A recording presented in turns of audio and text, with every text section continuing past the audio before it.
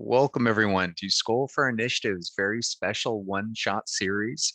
We're doing a collaboration with some familiar faces and some faces you've never seen before on our channel.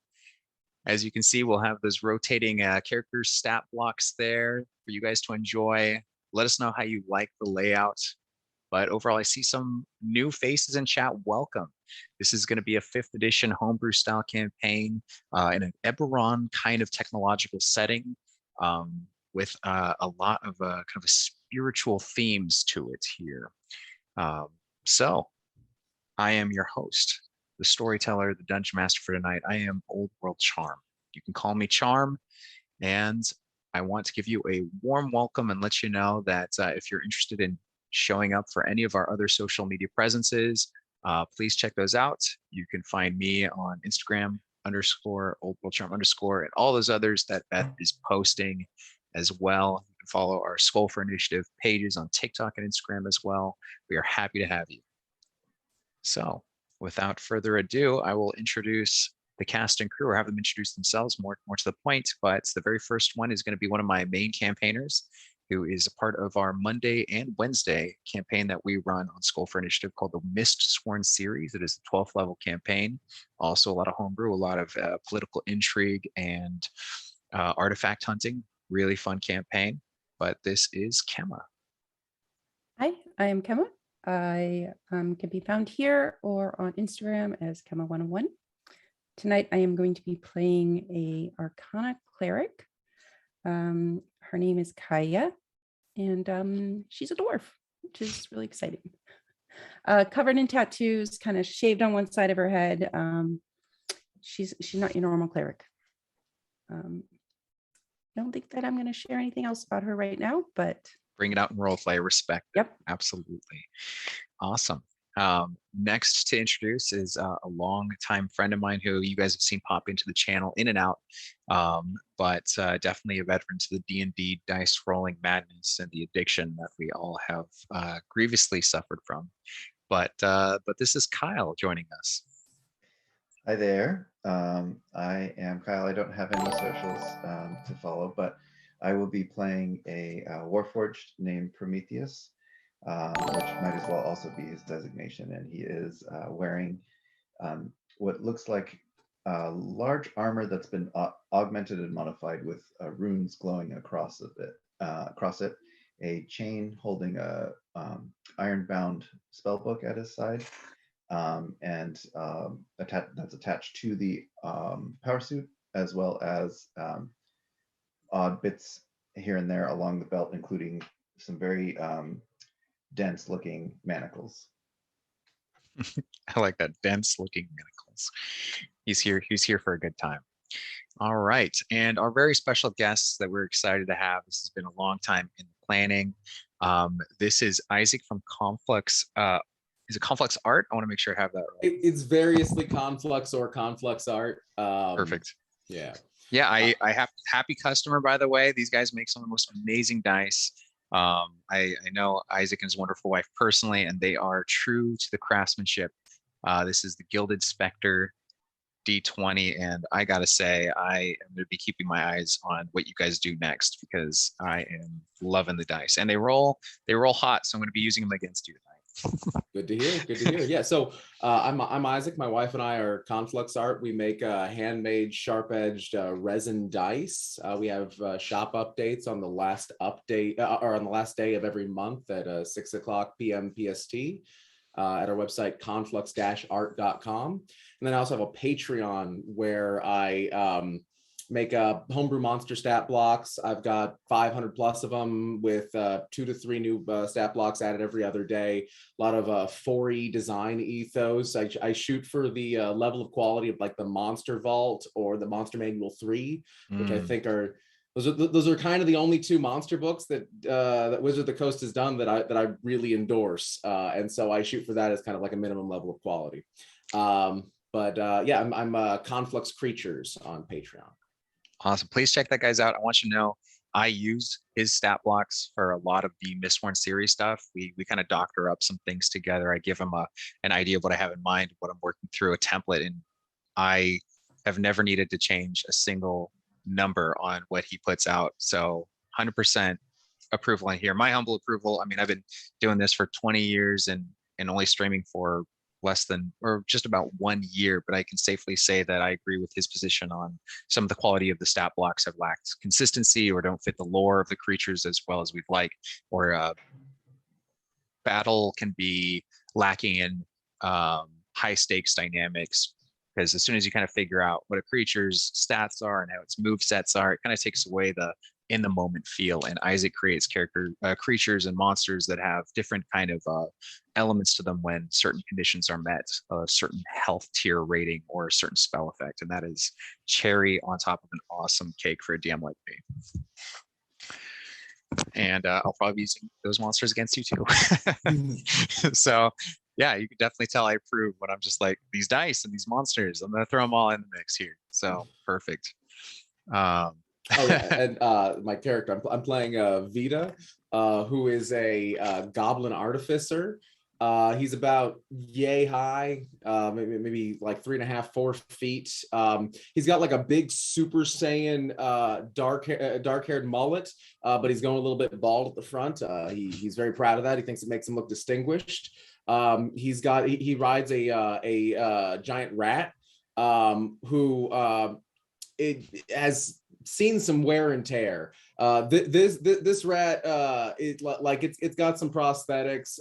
It's a little milky eyed. It looks like it might be undead. It's hard to tell. But that's his steel defender. Nice. Awesome. This is gonna be so great. Is he like the Vegeta of goblins? is that what we're going for? It's a little bit of a goblin Vegeta look.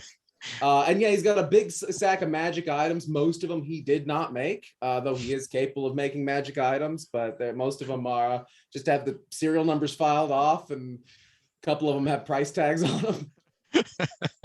It's like personalized initials on some of these things. Awesome.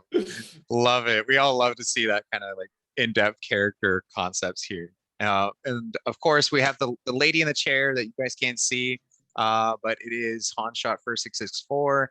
Our dear friend Kylie was part of our main campaign as Ninki, the Dawn Promised, a Glow Sea. So if you also want to see her in action, please check our main campaign. We're a good group. We'd love to have you. But for now, let's get to business here.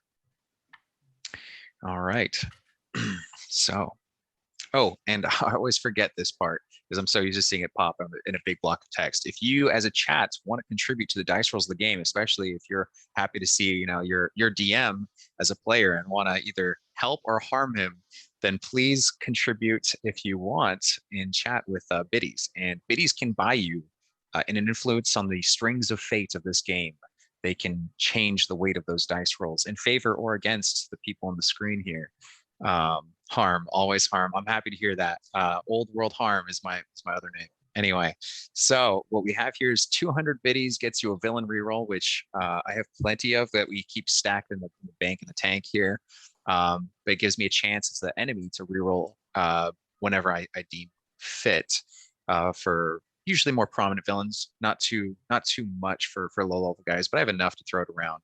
What you're really probably interested is helping the players, and the players for 500 biddies, you can give them a reroll that they can use collectively as a team. So you don't have to assign it to someone.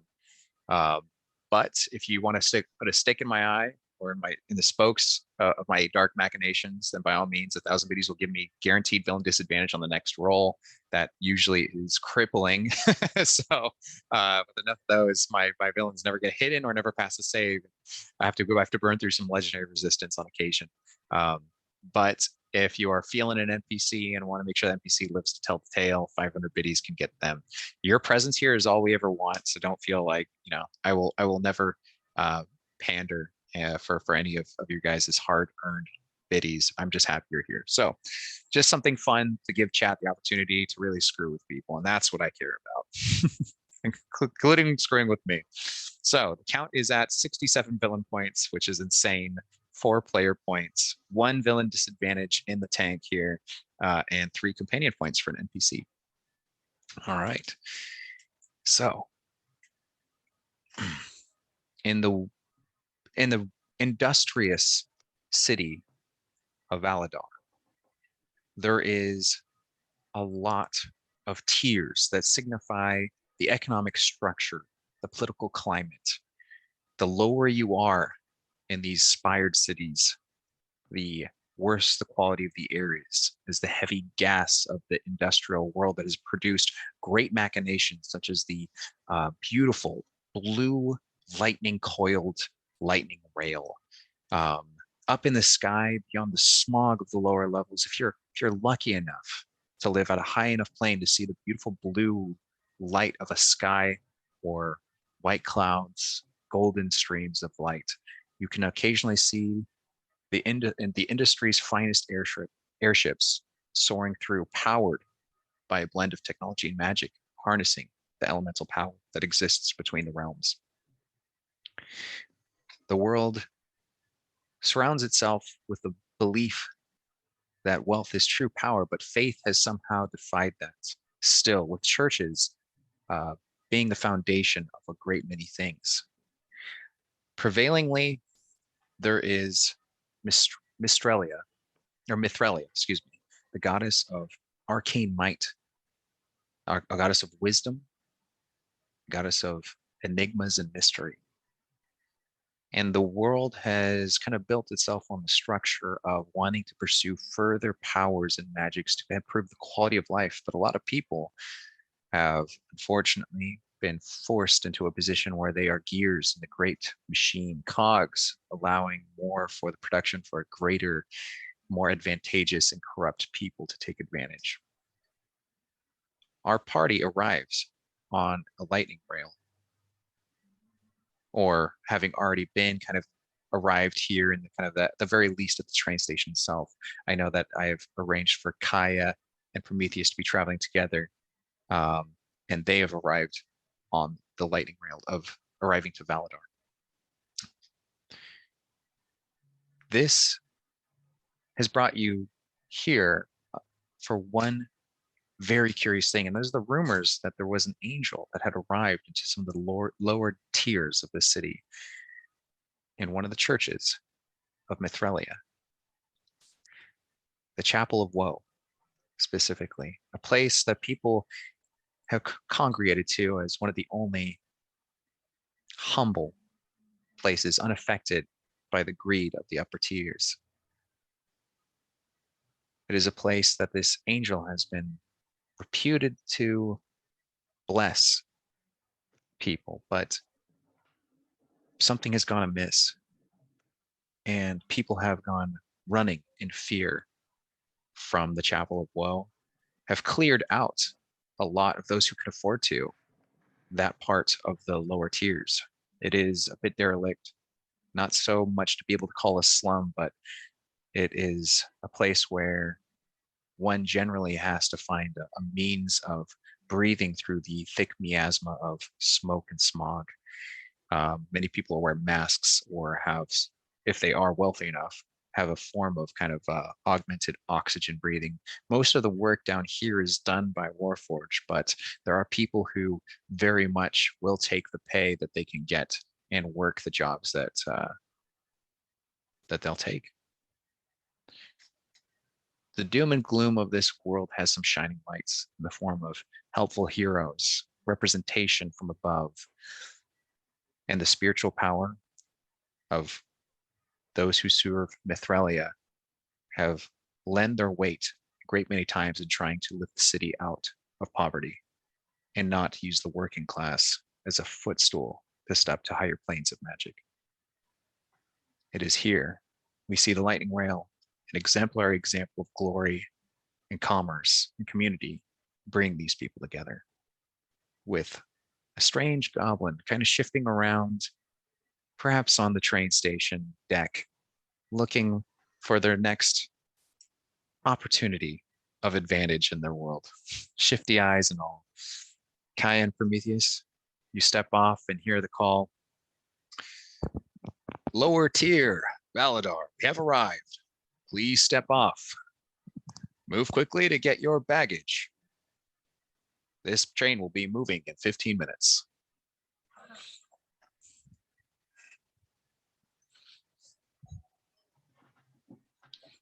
mistress, and I will step off of the train ahead of her, look out and see if there's any threat, and then stand aside for her to exit. Thank you. We finally made it. I will keep a watch around us while you do your work. Appreciate it. One second. Someone is knocking on my door of all times right now. I will be back. Talk amongst yourselves, traditionally around the table, as we all used to love.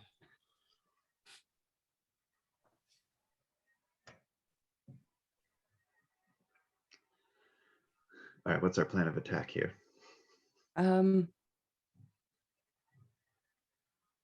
Suppose we need to head towards the temple, but with a Right. mask. I missed the detail. Do I know you guys?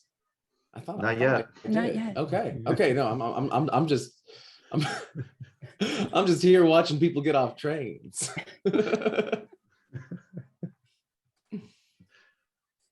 Train robbery. Could be. Yeah, I suppose we'll need to go get masks somewhere. Thankfully, I will not need that, so can help in the acquiring of such things. When I then will need to go get masks. All right. That was the delivery of a very important car part. We good. We good. All right. Now, So I Carry see, I see them getting off the train, right? you do, very obviously so. Curious couple. Hey, you two from out of town? Yeah. I can do you I can do you a good mask. Keep your lungs safe. Very cheap.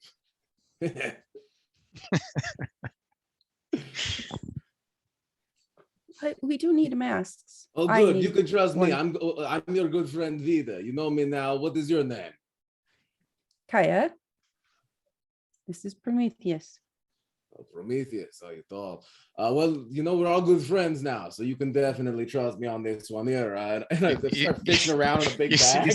You see a halfling come popping out with their own kind of like almost like the red, you know, those red flyer wagons that we used to all have as kids. You see like a halfling kind of pulling that around with a bunch of like mismatched equipment, like welding stuff, equipment, going, oi, oi, oi, oi, you don't want to buy things from that goblin. You want to buy it from me.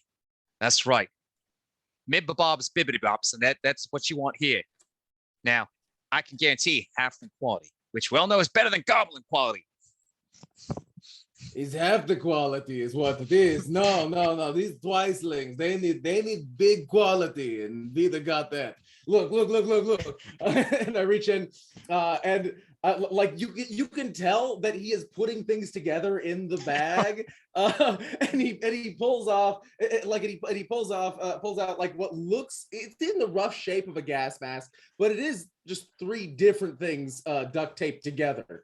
It's like, look, this is going to be much better than anything this man makes for you, and better price too. No. The only thing that's half here is half price compared to his extortionate prices. He's trying to take advantage of KC. Now, see, I've got a bleeding heart for your kind here.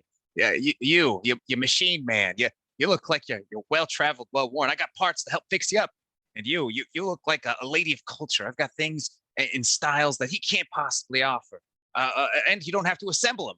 They're just ready to go. Do you think he's microaggressing you? It feel like it, right? I don't know the meaning of the wait, micro. Are you saying I'm small? How dare you? My aggression is full. I am ready for anything at any time. And he starts like putting together something real quick, and you just see sparks of fire kind of shooting out one end. Look, this is trouble you don't want. Here, come with me. I bet you want to go get blessed over at the temple. Yeah, everybody want to get blessed. And at that point, you kind of hear like this, like, and he goes, oh crap, oh no! And then you hear like some sort of canister pop as like screws and lug nuts go whizzing off in one direction. He tries to hold on to it. The wagon goes. Yeah. You see, this always happens. This is why you want to trust Vida's things, not his. Well, yeah, I've heard goblin technology is amazing, so it seems reasonable. How much? My No, no, lady, I no, am no, no, detecting no a goblin capitalist. technology here. No, this is all Vita technology. Much better.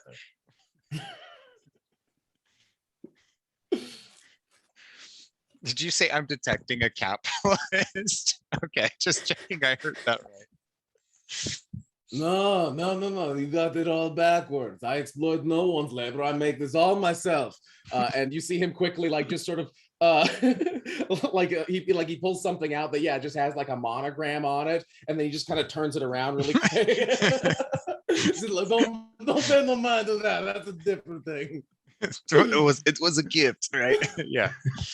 Oh man, I love Vita technology. I got this one at the yard sale. I love this so much. It seems like a good deal. We should take it. Yes. Yeah, okay. Yeah. Here you go. Yeah, Here you go. yeah. And I reach into my bag and I pull out a periapt of proof against poison. I'm like, here, you put this on. It's so good. You see if you like it. We'll do a trial run. I'll come with you. And if you like it, you give me full price. You give me a good price for this. Yeah. Oh, okay. It's not attunement, and you have immunity to poison damage in the poison condition. Perfect item for this play. Where you're going? Yeah. Awesome. Vita, you have developed a resistance to the smog. You don't really need to worry about it. You naturally just can handle it. It burned pretty good, but you get used to it. Like when I go up to the levels without this, the air feel empty. It feels like there's something wrong with it there. But here it feel good. It feel thick and heavy, like it will not break. You hear the kind of the ringing of bells as what looks to be a doomsayer in kind of friar's robes, except their hair has kind of grown all patchy and strange as their eyes seem kind of wide as they go, "The end is near. The end, I tell you. Turn back from whence you came. Go to your homes, for a destitution of great evil like a seed in soil grows. A chapel of woe is no place of light anymore. Go, please, those of you who have come for solace and answers, return. There is no hope. None. Wait, no, you said no blessings there? Worse, their great angel that had come has instead decided to slay all who enter. The priest's entrails garnish the doorway. It is all I can do to not scream at the gods for insight as to why we were so inhumanely punished. Worry not, fellow humanoid. I will protect us from this evil. Oh, you soulless machine, how you have no idea what you are wrought. There is too much pain there. Do not go, I beg you. Oh man, buddy, have you been in there? I was once a friar there, helped with feeding the homeless, and now there is nothing but death. Oh man, when was this? 2 days. 2 days, screams, people trying to get away. This powerful creature that wears the face of an angel, it is a demon in disguise. It has to be. We have strayed from the light in the smog. Oh, good. No, a demon much less big a deal. Yeah, we get demons sometime. It's okay. Well, don't worry. Vita take care of it for you. Vita will take care of the abomination that has come to take our souls. Yeah, sure, no trouble. You give me a good price, yeah? Do a persuasion check. Can I assist by going up and casting guidance on him and helping direct him to his own home? Sure, yeah. All right, that is an 11. I believe that's +1. So it's a 12. All Don't right. worry, man. Everybody know me around here. I take care of things. I don't think you are equipped with the holy might that is needed to vanquish the spirits that dwell within the Chapel of Woe. Oh my God, look at everything I got in this bag. I've got all kinds. There's probably some holy might in here, man. There is a lot of holy things in there, but not blessed. Oh, that was a good pun. My therapist says adding levity to the doomsaying will be more relatable. Yeah, no, you definitely bring the mood up. Yeah, I think maybe you lead with that. A bit more people listen. Very well. Good luck, sojourners. I must go and bring puns and doomsaying down the line. Oh, May you find your peace at your home. so what do you say? You guys want to kill a devil or maybe an angel? Yeah, that's Yeah. Yeah. This You guys want to see a dead body? this is a good experience for your first time down here. Yeah. Okay, come on. All right. So you guys can take any number of modes of transportation, but among the cheapest, quickest, and most dangerous are the zip lines, which come highly recommended by people like Vita. If there is anyone like Vita. Oh man, this is the only way to travel. It's so fun. It's much better than walking, and it's much safer than some of the other things you could probably do. I can't think of none of them, but All right. You see kind of people operating the zip lines and kind of offering people hooks for those who are first timers, but you see people who are kind of travel to their workstations going down lower. They have like the equivalent of like a city pass. They kind of have their own hook and they're kind of hooked in and they're sent on their way. People going with different zip lines to different places, kind of traveling at the obviously the very least of a slightly lower level. You can't go up unless you are among the wealthier people who have the zip lines with a mechanical component to them that pulls them upwards. you guys, these hooks, they are a sucker's bet. Well, the best way to do this, we get up on a nearby building. I got some hooks in this bag, and we just jump. Yeah, Good job. that sound good to you, or do you want to pay the money? I think jumping sounds reasonable. Yeah, okay, I like you. Okay. Is there a building near one of these zip lines we could climb up? There absolutely is. There is a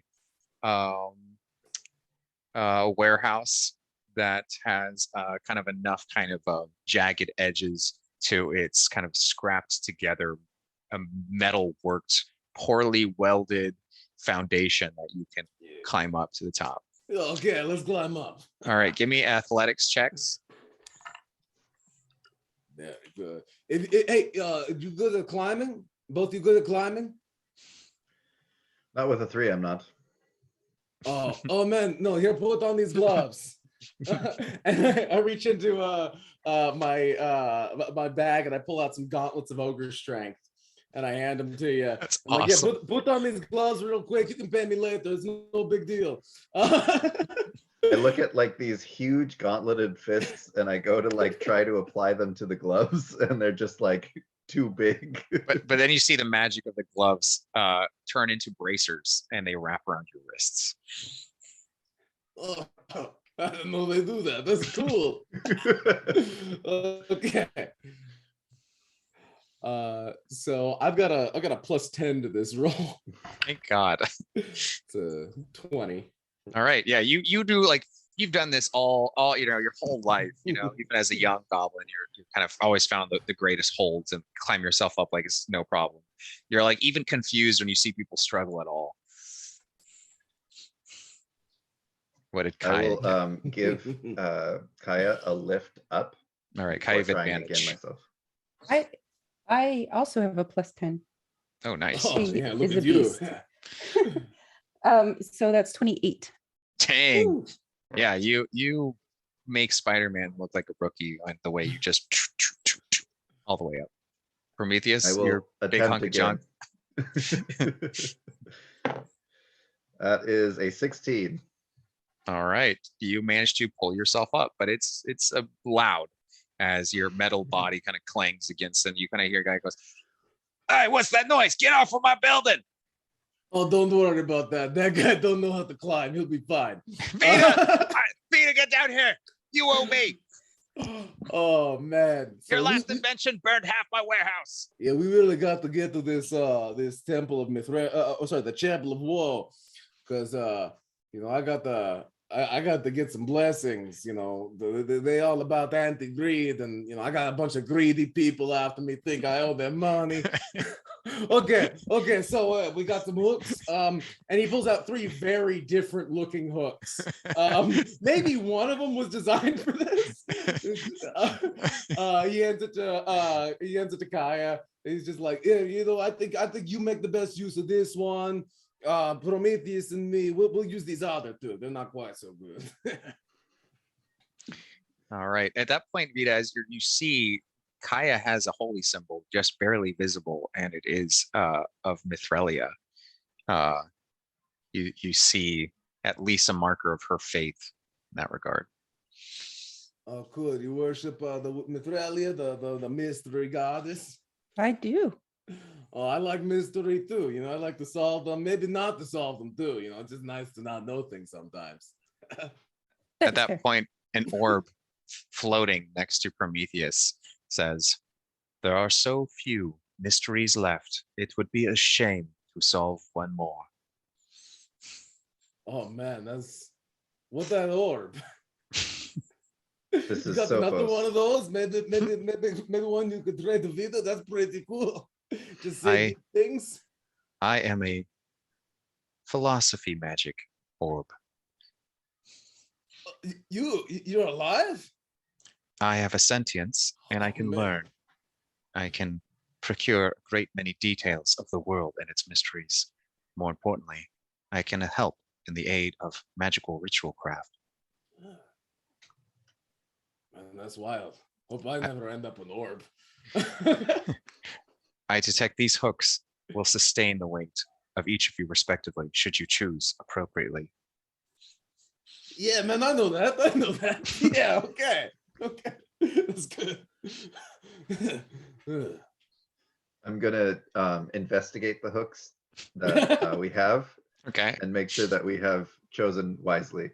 Yeah, you look like there's like, if the wrong order, the heavy of like the weight class, one person, maybe 2 could suffer here. Depends on how bad you pick. Oh, natural 20. All right, you can see very carefully that the biggest hook is not the most reliable because the alloy it's made of is not as sturdy. But you can kind of mix and match based on their alloy density and the quality of the craftsmanship. That the medium one should go to you, the biggest one could go to Kaya, and the small one would very naturally probably hold Vita's weight just by eyeballing it. Yeah, man, I got that big rat too, handsome Stewart. But he got his own hook. He very good. It's just in his back. It's always there. Yeah, well, no, they flip up. I got a little hideaway, and he like unzips like like there's just a zipper sewn into the back of this rat, and like he pulls up a hook. It's like, yeah, it's good. I just got to give him a good toss, because he don't jump so good. At that point, the rat kind of like chitters angrily at you, and then pulls its own stomach zipper, and then reaches in and pulls the hook all the way through to the other side, and then like a sloth cambers itself onto the line and like bellies its hook upside down on the line. Oh, that's a good boy. Okay. And it just chitters at you. It sounds angry, but in the angry way that saying "I love you" in German also sounds angry. Yeah, don't worry. He don't bite nobody. Usually. But let's go ahead. And I'm gonna. Lady Kaya, I believe that we should trade hooks. Okay. Thank you. Hook it on. All right. Yeah. I'll Okay. hook on behind her. All right. Go ahead and give me an acrobatics check as you guys go down at great speed immediately. And just this drop off. 9. 13. see. Well, I got a 17. Yeah. You're like, be just surprised. All right. We have re-rolls. We have 4 of them for the players here at this point at the Okay. moment. Let's go ahead and reroll that 9. All right. You're using 1 player point re-roll down to 3 you go. But now it's a 3. Oh God. This is gonna be the shortest campaign ever. I'm going to do what I can to shield Kaya as we come in for a landing. I'm just gonna drop roll and try and catch her. Well, it's not that part. It's not that you guys are approaching the landing. It's that there's a lot of like pieces of chimneys and other things that are unfortunately just in the way from the combined weight of you guys sagging here. Yeah, I will try to take as much of the brunt of it as I can by like Yeah, sticking my feet out underneath her. you can purposely just take out as much as you can and just take some damage for it if you want. Yeah. Okay, you use your reaction to kind of just quickly just use your legs to blast the tops of chimneys out of the way. Very nice. As you take 10 total damage, bludgeoning, non-magical bludgeoning, as you ruin what chimneys these people had, like 3 chimneys in a row. Can we see other spaces where people have done the same thing? Yes, yes, you can. Absolutely. It's just These chimneys are on their like 15th iteration. Just an ongoing hazard of being like in the line of one of these zip lines. Yes. And you kind of see that there's like kind of these like connecting points where you have to reconnect and then just go different direction, reconnect, go in different direction with Vita in the lead. What is everyone's passive perception? 15. 16. So it's 16, but I also have advantage on all perception checks. All right, I'll just give it a +5. Yeah, that's I think how the DMG does it. Yeah, so you have a 21. So Vita, you're the only one who sees this, but you see smog bats, which are mutant bats that they are highly aggressive and territorial. They cause the most problems on some of the zip lines, but having kicked one of the chimneys has disrupted what could have been like a nest of them, and they are now pursuing you guys with the aggression that is reserved to most things of the hornet nature, but smog bats are of that mentality as well. Oh, you guys, you don't want to miss this. Oh, if you look over on your right over here, That's poor guy. you can see some endemic life. These smog bats, they're not very friendly, but they're very interesting species. You know, they live up in the smog, and they probably get like super nasty up in here. They pose a threat to Lady Kaya. Oh yeah, for sure. Yeah. Roll I initiative. turn back and I shoot a fireball into the cloud of them. Oh dang. Okay. Well, we'll start with you doing fireball and then roll initiatives. All right, let me get some d6s. Right. I got an 8. You know, that's a good number. That's a good strong number. 13. Okay.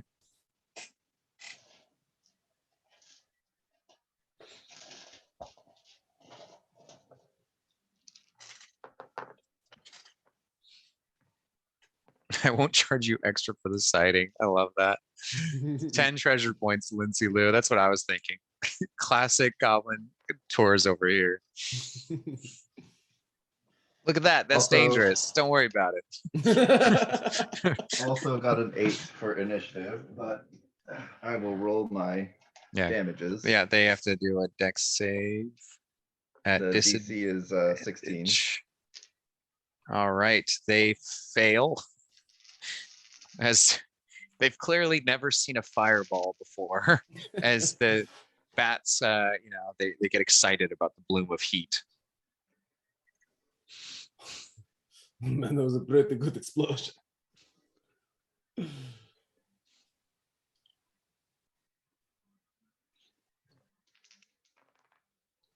That will be 21 points of fire damage.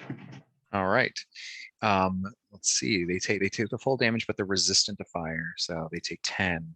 And it's 20-foot radius, right? Yep. It's a radius, not diameter. So it's 40-foot diameter. Yeah. All right. So you hit some of the lines that make this this place what it is. And granted, yeah, it's that damage is enough to start breaking off some of the weaker lines. And your own line's steel starts kind of fraying and kind of unwinding a little bit. Kaya, what do you want to do? I will blast out some Word of Radiance on the back. Ooh, nice. That's a save for them. Wait, Thank you, Annie. Are they within 5 feet? They of you? Mm-hmm. No, not yet. Then I won't be doing that. Okay. I want to say thank you to Lori, Beth, and Annie. I got your player points. Thank you so much. All right. What would you like to do instead? I'll just guiding bolt one of them. All right. Very good. Go ahead and make an attack roll as you are moving very quickly, kind of turn around, aim behind you on the swiveling hook. Send a blast of beautiful white light that almost pushes the smog out of the way and kind of creates these beautiful dust motes, like a sunlight going through a dusty hallway in the smog.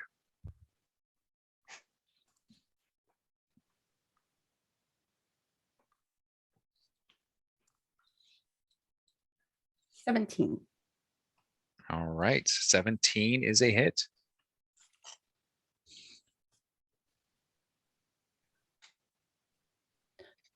That is all I'm going to do. Okay. So give me damage though. Right? 4d6 damage. Whoa. I messed that up. No worries. Okay, so that was 14 to hit. And then so it was 17. 17 was damage. Got it. Yes. Oh, perfect. All right, got it. 17 damage is actually very good. So the next attack has advantage against them as they are a glowing swarm, very badly weakened. And Vita, it is your turn as you're kind of your ears are hearing the twangs of echoing of the zipline kind of alley of people screaming. Hey, you guys, I wouldn't worry about that. This was due for renovation anyway. And I'm going to reach into my bag one-handed and pull out just, you know, those really big like mortars with like 85 like bottle rockets in them. Yes. I pull out one of those and I just kind of light it with the friction from the wire. And I'm like, okay, you guys want to be careful. You know, don't point your eyes at these. And I'm going to use Conjure Barrage. So each of them have to make or each of the bats in a 60-foot cone. Oh God. Need to make a dexterity saving throw. You're at the front of this line. So Yeah. do they have to make saving throws against the cone? If they're directly behind us, then yeah, that would be All right. how that would go. You guys, I'm gonna like try to angle it. yeah, I'll give you guys advantage. I'll give you guys advantage as he gave you a heads up. He's kind of half riding the rat on the way down. Handsome Stewart is, you know, squeaking angrily as you surf him down with this barrage gun in your hands. Villain disadvantage. Thank you, Monica. I appreciate that. We were back at 1. All right. Yeah, that's an 11. No, that's not gonna do it, man. Would you like a reroll? We have 6. Nope. Oh, you just play it. I like power rules. I forgot everyone goes by power rules now and again. Oh, 8. Thank you. Oh, I didn't wait. Where did we get the other? Oh, I didn't see Annie's 1,000. Thank you, Annie. Appreciate you so much. All right. So Kaya, what'd you get? 22. 22. Yeah, you're probably Very good. fine. And don't worry about that because I rolled for damage. I rolled butt trash. That's 4 points of damage. Oh no. Even with the smog bats rolling with disadvantage and failing, it's fire damage, right? No, it's bludgeoning damage. Oh, okay. So they do take the I think full it's bludgeoning damage. full bludgeoning It damage. just Okay. says it takes 3d6 damage. Oh, damage type is the same as the ammunition used. So yeah, bludgeoning, I guess let's call it fire damage. yeah, I'm down. I'm down. All right. All So right. it's 2 points of damage after having it. All right, perfect. The bats are even angrier than before. Kyle, you take that fire damage as Yep. well. Okay, Oh, man, cool. you And guys, then I thought this was my acid fireworks. you're like have a flashback of selling a child the wrong fireworks. It's gonna be a problem. All right, thank you so much, Monica. I got the companion points here. And then Kaya, it's half damage on a, is it a half damage thing? So she Yeah. gets 2 damage, 2 points. 2 points of fire damage. All right. At this point, the bats will swim in before Prometheus gets his other turn, as they are kind of diving after you guys at a great speed. And they are going to swarm who is near the back of the line, which is going to be Kaya. I'm the back of the line. Oh no, I thought you were kicking chimneys from the front. I'm kicking chimneys near the- underneath her. Oh, okay, got it. So it'll be you then. They attack. All right. They hit your AC. They have disadvantage Oh, they have disadvantage. because Oh, of the cloak because of the displacement. cloak. Thank you. All right. So your AC being 20, they have disadvantage. They still hit, meets it, beats it. So do you want to have a reaction? Yeah, I'll use a shield reaction. Okay. You create a shield and they go like a bunch of bugs on the windshield. Like you can see they're got like 3 like layers of fangs on the top and 3 layers of fangs on the bottom, and they look like kind of almost like a Remoraz is kind of like a type of eel's kind of extending maw trying to get at you, with the kind of little embers burning inside them. That is not a pretty sight. And it is your turn.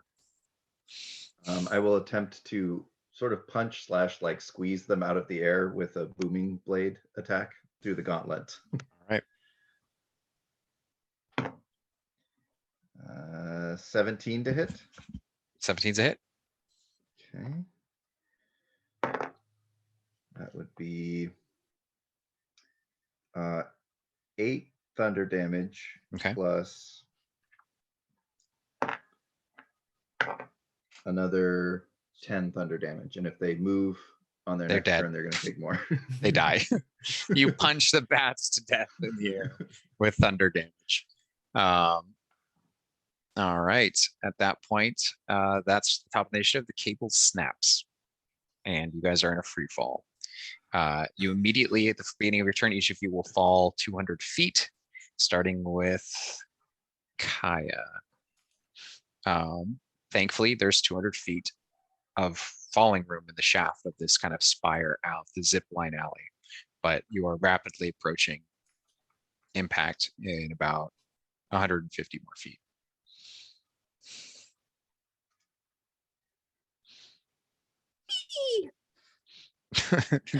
You have no reactions, no action, or no actions you want to take? No, she's just gonna enjoy the free fall. It's That's the thrill amazing. of her life. Thrill of her life. I respect it. All right, Vita. Don't worry, guys. This happens sometime. I'm gonna try to I'm gonna try to angle just my descent to bring me over to Prometheus. I want to just try to grab onto him and maybe try to get him beneath me. Okay. What are you doing? What about Handsome Stewart? Handsome Stewart's on his own. All right. He's about to be not as handsome. Look, I know how to fix him. It's not a big deal. The beating heart of the rat is just as the prosthesis around it. Actually, hold up. Like you said, there's a zipper on the front and the back. Yep. And the hook's out right now. Yep. And Handsome Stewart's bigger than me. Could I maybe crawl inside him? like tauntaun cushion myself a little bit? How big is he? He's size medium. I'm size small. Give me an artificer check to just start pulling pieces out to get room to go in mid-fall. Well, this isn't important. That was this anyways. You're gonna have to gut him on the fly, literally. That's on gonna the be fly. a 27. Yeah, you start ripping parts out, and you just hear. Don't worry, buddy. I put this thing back afterwards. I get you a better one later.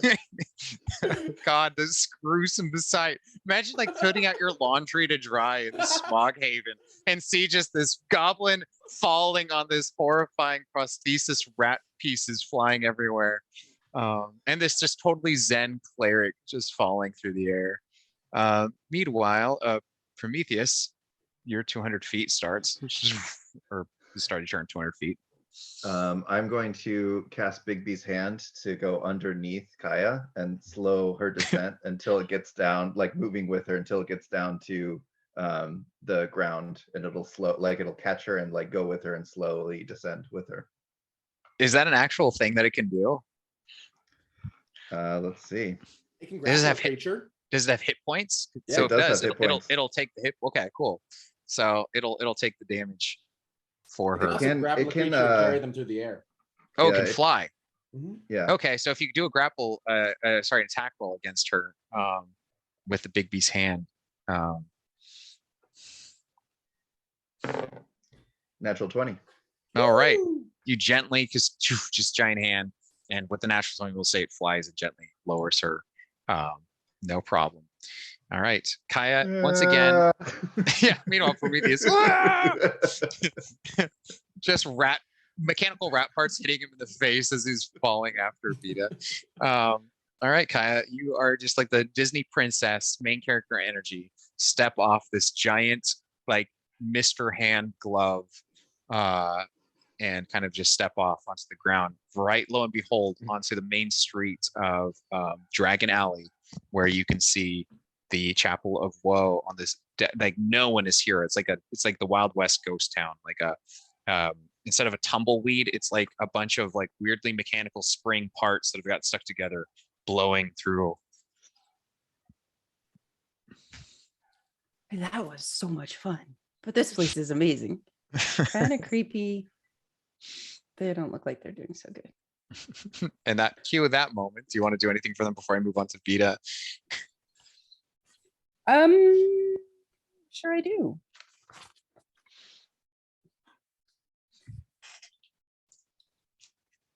I wish I had like something to catch them with. Don't worry, I think I'm okay.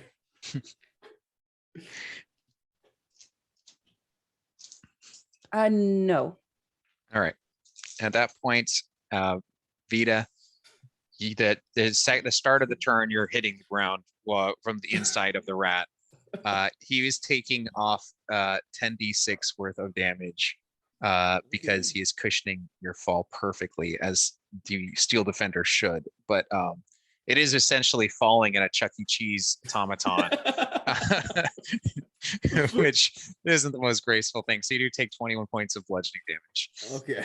As you That's bounce, it like bounce off like a side of a kind of a spired building and like off of a general store. Just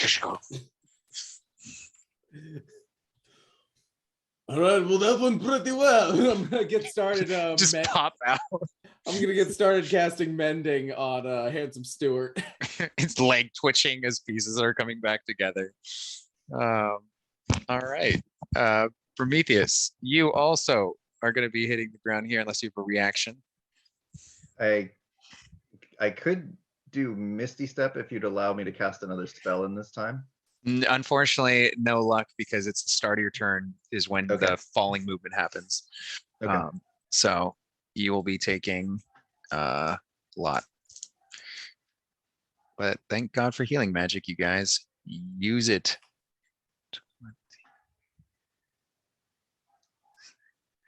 You take 54 bludgeoning damage as you just leave this enormous humanoid shaped crater. So there's a ward that absorbs almost half of that.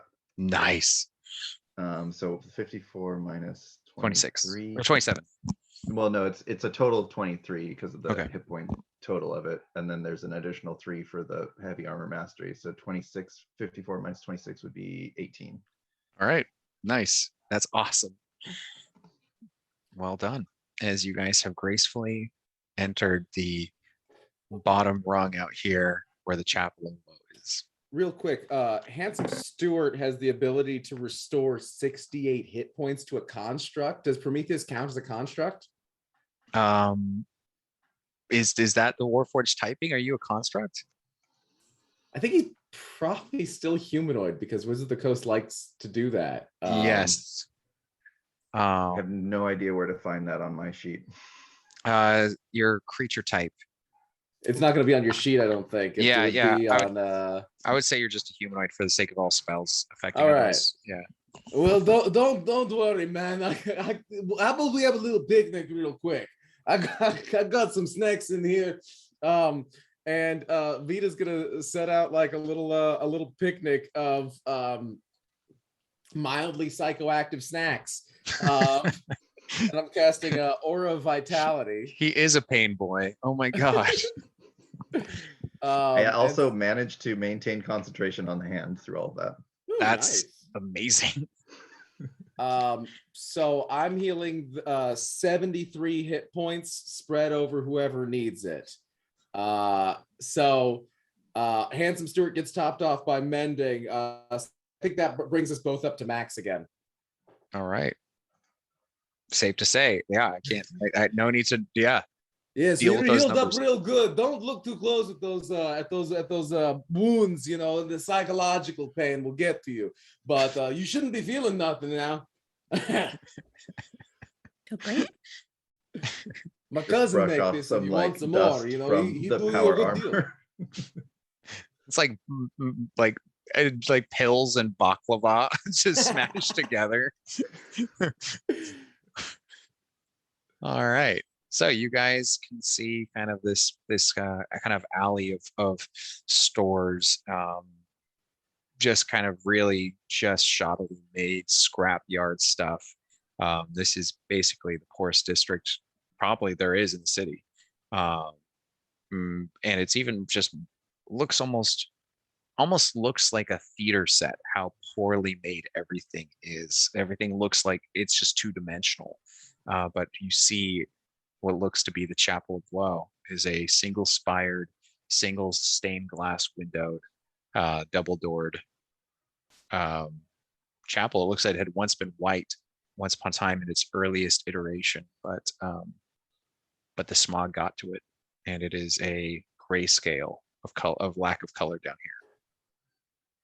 So welcome to the Chapel of Woe. You know, I don't mean to brag or nothing, but I work on some of this stuff around here. You know, it's some of my handiwork. If you want to take a look around, it's pretty nice out there, huh?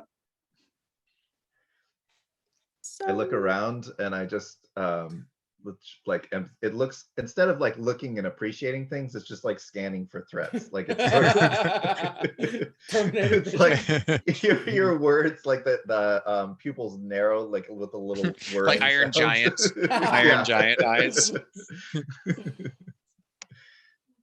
You've never had Benadryl clothing. I love chat. All right. So what do you guys want to do? Where do you want to approach? Okay, so now we want to go in. Do we want to just go in and try to talk, maybe talk this evil devil or maybe an angel down, or maybe go sneaky? I'm not so sneaky. What about you guys? For me, this you've heard the clanking sound of him climbing. Basically, every move that he makes some sort of sound from his armor. I can get you some wheels if you. Prometheus is our grandparents. Every movement's. I got the dolly. We can wheel you around on if you want. That's even louder. It's got like the shopping cart wheel. Now, so what you think? You want to be sneaky? I'm not so sneaky either. If we have the time, I can mentally connect us so that we can communicate without making noise, if that is what you mean by sneaky. That sounds cool. That sounds like maybe a good idea. Yeah. I like it. Very well. How does Vita show up in your scanning division? That's what someone said. There's like a aura around certain things that seem threatening, and his is like fluctuating between different colors. So if we take 10 minutes, I will ritually cast Rary's telepathic bond. Okay. So 10 minutes passes with the disturbing silence, the smog. Thankfully, none of you guys are subject to the over time damage that it can cause. But sure enough, beyond Prometheus's kind of shine, kind of dulling as like acid kind of like effect, or I should actually say dulling from the combination of kind of the acid wash and then the glomping of smog to it. It's like deteriorating to shiny and then like this dull gray going in it. For any of you guys wearing armor, it kind of has that effect. Oh man, that's a cool finish you got on. You just do that at will, or just because of the neighborhood? Once I come out of the casting of the spell, you hear my voice in your head saying, "This is not acceptable," and I start using prestidigitation to go across like the different places that I'm noticing it. It's a war of attrition that you will lose, but I like the idea of you just like Oh man, this is wild. It's like I got 3 whole brains to think with. Maybe when you guys are done with your brains, maybe I could use them.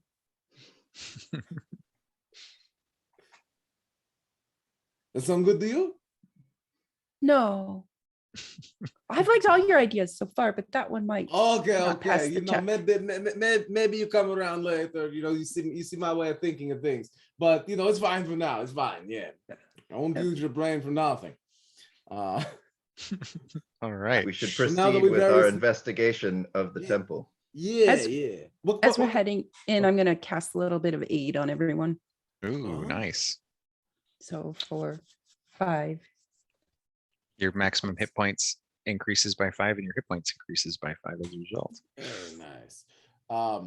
And do we see just the one main entrance? Like, are there any windows we can peer in through? There is a stained glass window that is still somehow intact, and it's the only thing of color in this place that hasn't been kind of tainted by this the graying pollution, as it is glass. Is it just a decorative design, or does it depict something? Yes, it depicts Mithralia, and it is basically a woman who is of dark hair, kind of a headband that is most commonly the design of all headbands of intellect, as well as and her face is shielded by the arm holding and offering or reading, almost like it's kind of showing a book as her kind of stained glass is the book hiding her face. And this is like all depictions of her. It is part of the mystery of the goddess of mystery, magic, and knowledge and lore, of having her face always covered by a book. So in paintings, everything, it's like not blasphemous, but it's considered bad taste and arrogant as an artistic creator to put her face as you imagine it into art.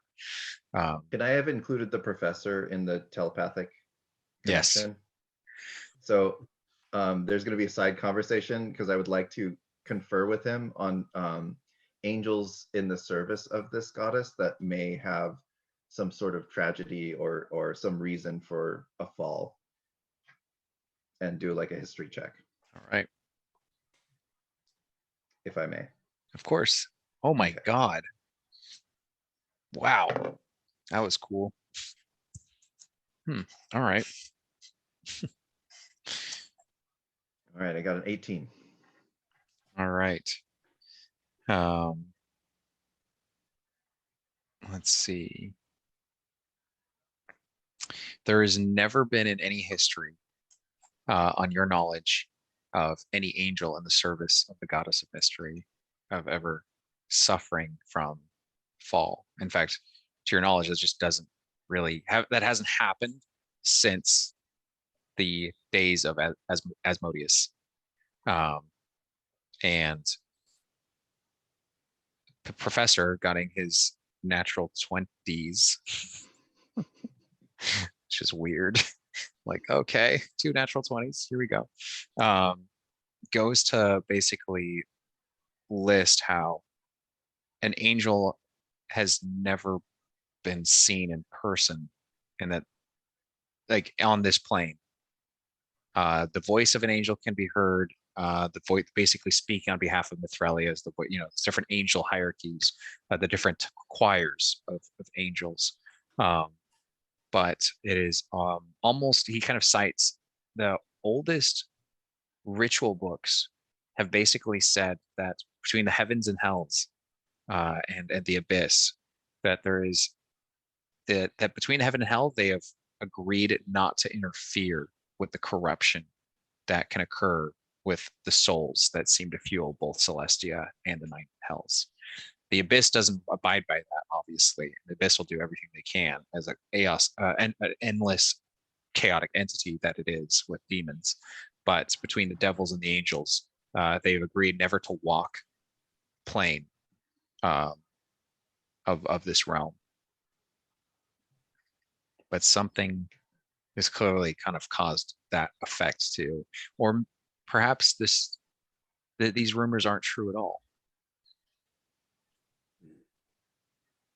Okay, so you two hear in your heads, there is no history of an angel in service to a goddess being on this plane. Oh. So this probably just people blowing smoke, huh? That is a likely possibility. Or maybe a new thing happened nobody know about. Well, let's knock, yeah? We don't want to be rude. I like slam my fist against the door, like very All right. methodically. Oh man, you knock like a cop.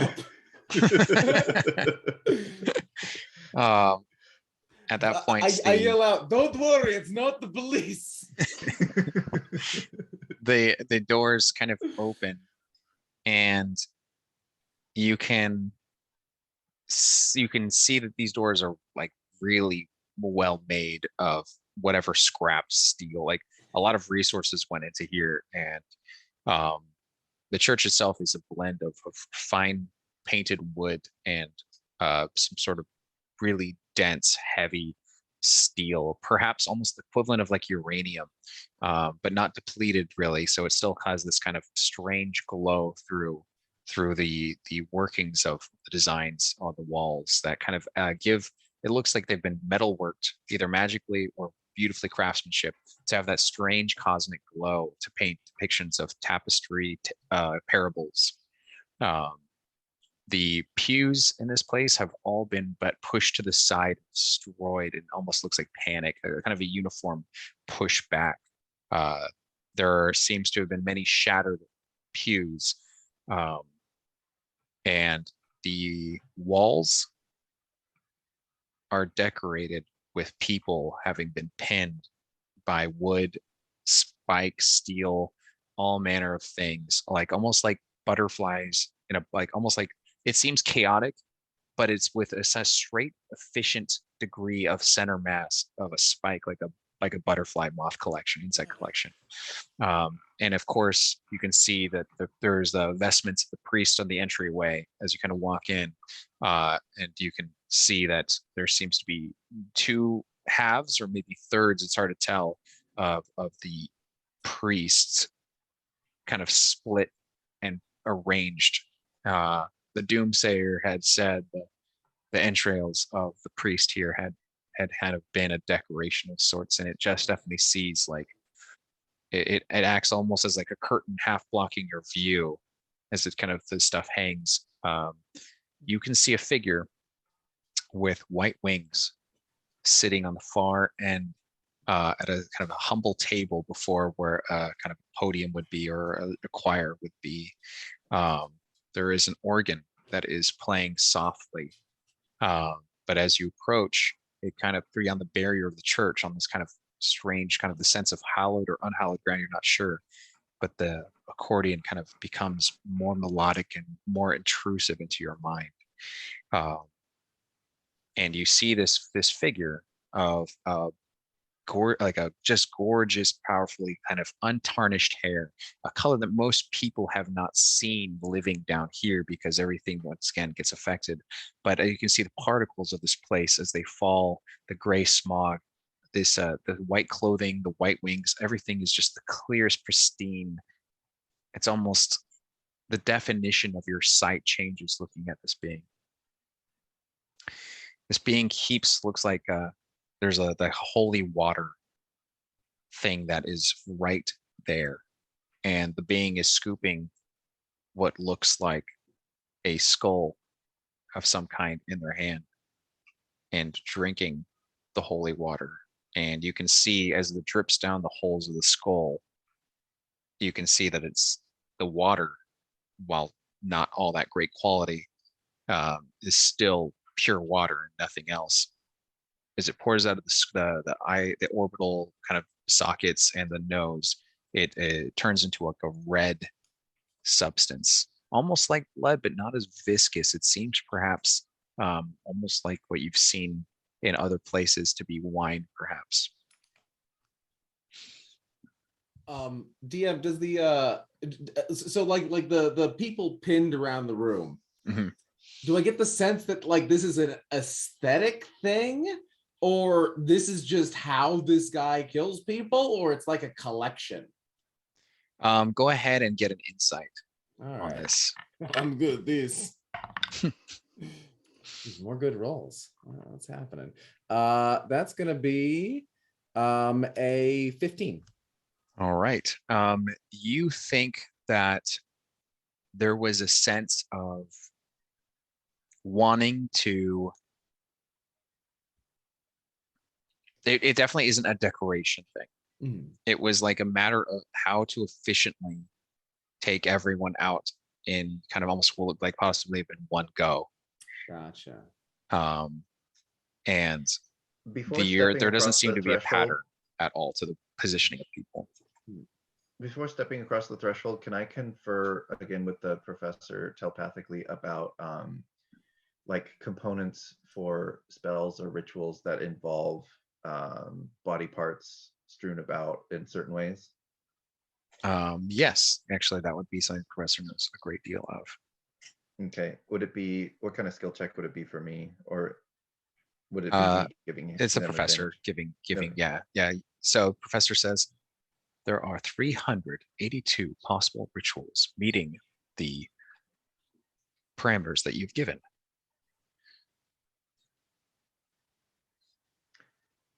More specific then to human entrails within a place of worship. Place of worship, human entrails. We are looking at a varying degrees of magnitude and threats, specifying down to removing the hallowed effect of holy ground, going so far as to taint the area with a magic pulled from the negative energy plane, creating a incredibly disadvantageous atmosphere for whoever decides to cross the threshold against the creator of this ritual. Can I attempt to, like, looking at where they have put the entrails and where they are across the threshold, Mhm. try dispel magic? Yes, go ahead and roll for it. 23. All right. You kind of see this kind of almost like this the way a very thin cloth that it glides over a bonfire and the heat just disintegrates it. You see something of like a magical veil. It disrupts this area. It doesn't really take away, there wasn't any illusion, but you get the feeling that you kind of just helped clear the area of an incredible debuff that you guys would have to deal with. Does the figure is the figure still playing the organ? It looks like there's a mental ability playing the organ Okay. while they drink from the Oh, holy okay. water pool. Yeah, that's like they're Superman. it's almost like a telekinetic effect. I'd like to walk in. You guys want to walk in? I believe it is safe now. Oh, good. Hey, my buddy, clean everything up for you. Don't worry. We're here for some blessings. We hear you're doing blessings, yeah? You are not worthy of the blessings of the light. Oh no. How you know that? Their eyes turn and they're just this ink black and just dripping down. And you start to see that their wings as they turn are kind of constantly molting the feathers off, revealing this kind of strange, almost gilded ivory and silver skeletal structure underneath, as well as kind of this blood kind of tracing down. You mortals have tainted everything of Celestia. I have heard the voice of the gods. I have heard the voice of Mithralia. The voice speaks and has told me to do this task, starting from this point on. And you can see they kind of create this gesture, and out of one of the bodies, a blade is pulled out, and they kind of grab it, and the body just goes. Now, Slam. have you considered this is kind of a weird thing for Mithralia to ask you to do? Like maybe she'd not normally ask you this kind of thing. Could you be confused? I do not dare question the voice. There is need for cleansing, and I am the will of the hand, the blade. And I feel like maybe you think this way before some voice tell you to. Or you not have any doubts about this? All right. It is not my place to doubt the will of Mithralia. Oh, don't worry, Kaya know all about the will of Mithralia. Kaya, you want to tell him what's up? That's not the will of. That's not right. No. Where are you getting this from? The voice has spoken, and who am I to stray from the light of Mithralia? There are a great many mysteries. She governs them all. This could be just one riddle, and one I must unveil with enough blood as ink to the page. She would never. Wait, maybe he has a point. In my It's pretty experience, most mysterious. humanoids or figures of power such as yourself have free will. Do you not have free will? I do. I choose to obey out of fear, as you should now cower before me. And there's this blast of energy around them, and you must do wisdom saving throws against the frightened effect. Oh, excellent. Yep. Mm-hmm. Yep. So good. Oh, yeah. I'm pretty frightened. I am literally shitting myself. Let me see about Stuart. Stuart also pretty frightened. I would like to use a reroll. All right, go for it. I don't know how many we're at, but I will mark it down. No, that's a 10. All right, Kaya. Nat 20 on that, so 31. Hell All right. yeah. All right, roll initiatives as you will start your turn frightened. That's weird. I had 7. That's an 8 for me. Yeah, with her using it, I have 7. Yeah, we'll give him one more. All right. What is the highest initiative? Got a 12. 12. 13. And then Vita, Oh, it was a 7. 7. Okay. So this being goes first, and this blade seems unusual. It seems like a broken, like almost like Narsil from Lord of the Rings. Ugh. It looked like a short sword, but it's jagged. But the pieces that make it seem broken are floating and hovering all around it. And when he goes to strike, they try to coalesce, but it looks like there aren't even enough pieces to form an actual sword. It's incomplete still. Let's see. He is going to attack Kaya.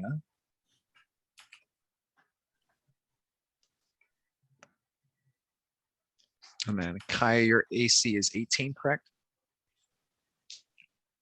Yes. Okay.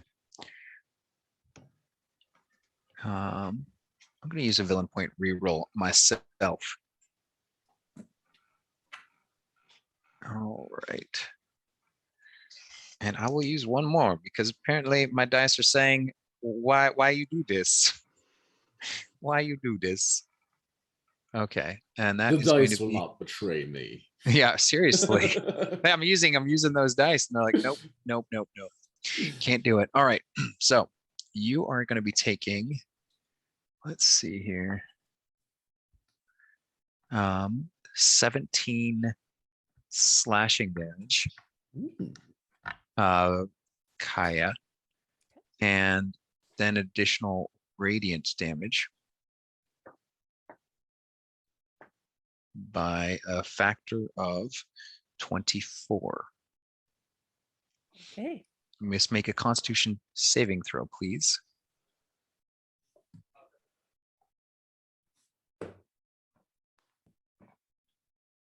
$22. All right, you are fine from the effect. And then it goes to take a swing at Prometheus. It has disadvantage. When attacking a creature is frightened of you, that also grants advantage. Is that correct? Or no? No, you Um, frightened creatures just have disadvantage. Thank you. All right, so They just can't move disadvantage. closer to the source of their fear. All right, disadvantage. All right, I'm going to use one villain point reroll and see if I can do any better. If not, no worries. Oh, I can. Aha. That is a hit on you, Kyle. Do you want to use a reaction? Yes, I will cast shield. Okay, that turns it into a miss as your shield crackles against the radiant connecting pieces of this broken sword. Let's see, and that is its full attack. No bonus actions here. All right, now to the top of the initiative, which I believe was, it goes Kaya, Prometheus, and Vita. So Kaya, you get to go.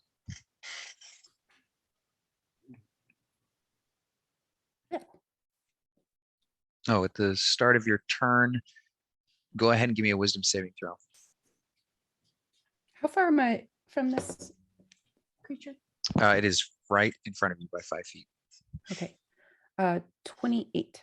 Okay, there is an unearthly beauty, a kind of divinity to this being, but you can see past the aura of immense charm that it radiates, and you can see that this is a broken being. At one point in time, it's like as gorgeous as a stained glass window, but it has sundered itself and under some madness. All right, I'm going to start with Spirit Guardians. Okay.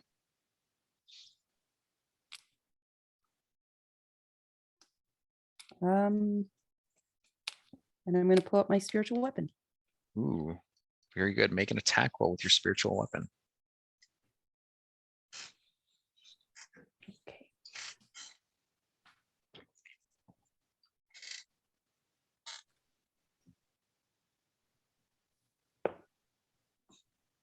$15. That is a miss, as it hits into its angelic robed body, and it seems like the blade isn't swung hard enough to actually provide a wound on its flesh. Interesting. Okay. All right. You'll just have to roll higher, but in any case, it's the end of your turn. Yeah. All right, Prometheus, you are frightened at the start of your turn. Go ahead and give me the effects that you'll need to do, which I believe is use your action to dash until you are out of sight. That might be a rider on this fear effect, but normally that's only on the fear spell. Oh, okay. Never mind. In which case, I'm thinking the fear spell. So go ahead and just do your thing while being terrified. All right. I will cast Armor of Agathis at 6th level. Okay, nice. That's really good. That's going to be a problem. And I will use a charge from my spell book to provide 2d10 temporary hit points to Kaya, which will be 12 temporary hit points. Beautifully done. and I will stand my ground, but not move closer. All right. Vita, your turn. All right, everybody, close your eyes. And I'm gonna reach into my bag and pull out like an inflated party balloon, and I'm gonna pop it. And as I do, just a wave of illusion is gonna like creep over the floor. Like all of the blood is just going to like appear to fizzle away. The bodies are gonna disappear, and the angel is going to appear to be like his hair is going to be replaced with like like the illusory appearance of like a cheap wig, like, and the wings are going to look like they're from Party City. And I'm casting Aura of Purity, which gives everyone advantage on wisdoms or on saving throws against blinded, charmed, deafened, frightened, paralyzed, poisoned, or stunned. Can't become diseased and has resistance to poison damage. But I think before that, I need to make that wisdom save, right? Sorry, at the end of your turns, you can make that wisdom save against the fear if you're already frightened. Oh no, I mean the beginning of turn effect. I'm tacking it on if you aren't already under the effect of fright. Oh, okay, yeah, I'm very frightened. And it's just like, yeah, this breath is scary. So you know, and so like as this like illusory, and it's like a thin illusion, like you can tell it's illusory, but I feel like maybe it helps with the fear a little bit. It's just like, hey, you know, I think I saw something over here. I'm gonna go investigate, and I'm gonna go climb behind some of the pews, and I'm going to attempt to hide as a bonus action. Nice. Okay, so give me bonus action hide. Prometheus, go ahead. You end of your turn wisdom saving throw against the fear that I'd forgotten about at the end of your turn. That would be a 16. That is still a fail. Okay. That's a 15 to hide. All right. And then end of my turn, I'm going to try to save against the fear. And you would have advantage because of your. You have advantage because of your spell, right? I do, but that's no good. That's no good. All right. Very good. That's my turn. All right, your steel defender. Yeah, he's well. So I use my bonus action to hide, so he's going to take the dodge action. Okay. And also, he's afraid, so he can't get any closer either. Fair enough. Fair enough. All right. Okay. So we have this time. So now it is the angel, and the angel kind of just looks with disdain and says, "You are not worthy to wear the holy symbol of the Mother of Mystery. I do not know what you did to steal her power, but no being on this plane, no mortal is worthy of even begging at the hem of her endless cloth." And swings at you again, Kaya. Let's see. And it's going to be barely a miss as you manage to kind of parry the blow. Oh, I forgot about the spiritual weapon. It's Guardians, right? That's the effect that happens on his turn, right? Mm-hmm. Okay, so it's a wisdom save. A pat with advantage. It's a pass. So they're taking half damage. You roll half of that damage for me, Kaya.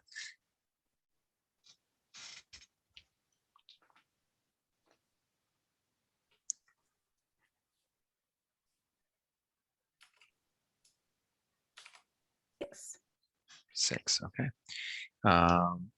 Good to know. And then the force, right? Is it force or radiant? Sorry. I think it might be radiant. It's very clericy. It's radiant, yeah. All right, perfect. All right, second attack is going to be against you again. She's gonna kind of laugh at him when he misses. That's evil. That's pure evil. As you take 10 slashing and 17 radiant. Give me a Constitution saving throw. As this broken blade is carving into you. 23. 23, you're fine. And then a gesture, and they're pulling the straining and make a gesture, and the stained glass window breaks apart, and the breaks into about 8 jagged, colorful pieces.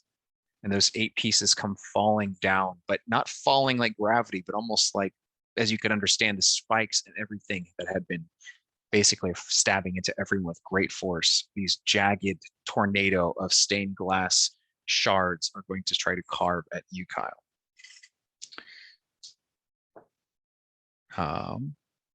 They have disadvantage.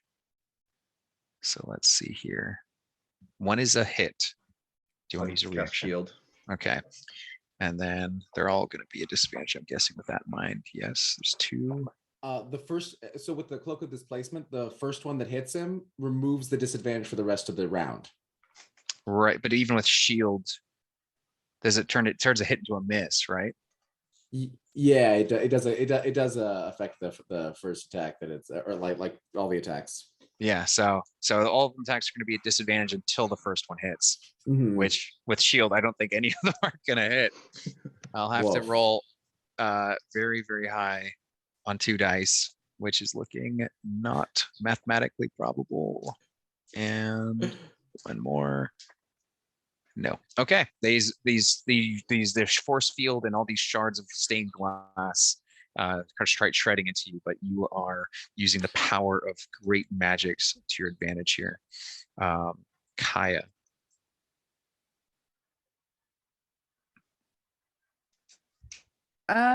She is going to booming blade her warhammer Ooh, nice. and start swinging it. All right. Do it. That's a 22 to hit. As a hit.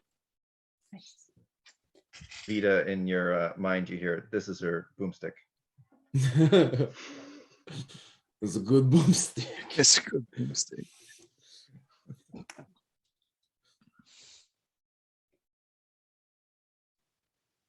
$15 for damage. Nice. Good damage. And then for spiritual weapon,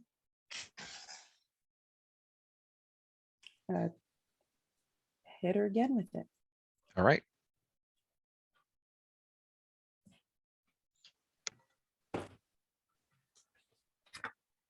So that's 26. Hit.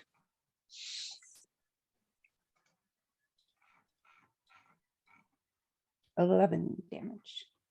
All right. Wait. Yes. And this is force. So I've got to keep track of that. All right. This is a magical warhammer, so you connect beautifully and do full damage. The only thing you've noticed that isn't affecting it as much are the spirit guardians. Everything else, solid. All right. Do you want to do anything else with your turn? You got an action, bonus action. You can move if you like, or you can just stay toe to toe and handle the business. It would provoke on moving, right?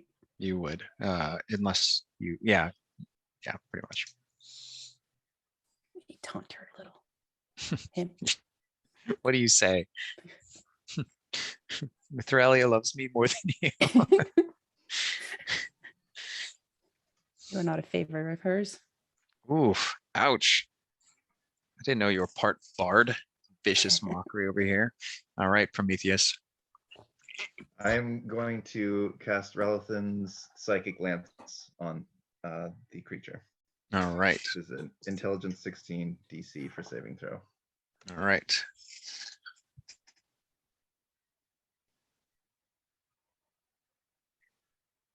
That is a 20 total. Okay, so that'll be half damage and no bad effect. This thing is resistant to, or has a potency against magical effects that you can see built into its very supernatural nature.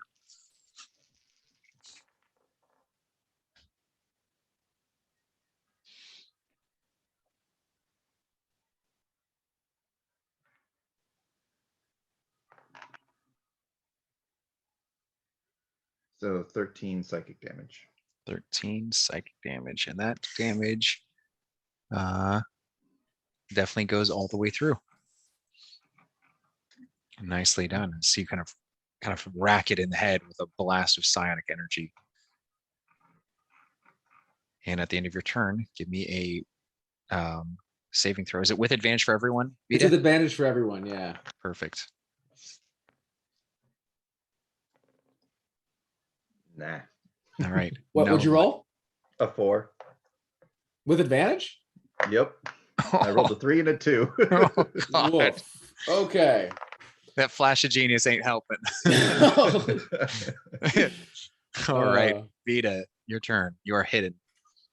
Oh, I am hidden. All right. Very cool. Very cool.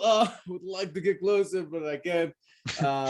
There's no way. Like I'm pretty far away. I couldn't like circle around to Kaya without getting closer to him, right? Correct. All right. I'm gonna pop out maybe a little and fire off a firebolt. At disadvantage. And just like as I do, I'm gonna yell out, "Hey, you consider maybe you're the jerk here?" And that's gonna be a 27 to hit. Nice. That's a hit. It's a big old hit. All right. As it turns, it's like it's half androgynous Dr. Manhattan looking face, you know, to you. Here we go. That's going to be 19 points of fire damage. Ooh, nice. It takes the full blast, full effect. Fire off another little bottle rocket. As And it's then burning as its it- wings. And then as it looks at me, I'm gonna be like, "Oh no!" And I'm gonna try to climb back into exactly the same spot I came out of and attempt to hide again. All right. And that's going to be a 13 this time. And right. Stuart once again takes the dodge action. He is too big to fit into my hiding spot, so his ass is just out. Yeah. The angel looks like right at you and just says, "How could I expect you to understand when you yourselves don't expect the termites to understand how they are damaging the holy place and the walls of a church?" And turns back to Kaya and says, "I will finish what I started."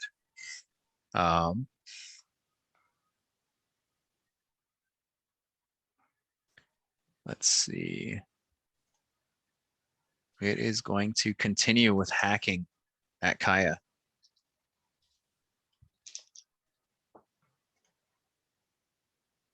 Kaya's armor proves very formidable. And getting only one hit in between the two attacks. But so 15 slashing.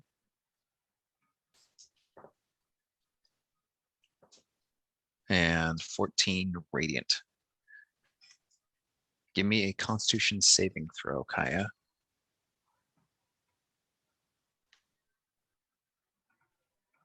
Was a nat 20. So Beautifully done. All right, slashing, swinging, and says, "Let go, give in, surrender, move on, let your soul be dragged to the enigmatic unknown that you belong to. There is no great light for you. I will blow your life out like a candle." No, you won't. All right, Kaya, your turn as you cackle madly. And it's starting to, people might be starting to perceive a little bit of insanity in your eyes.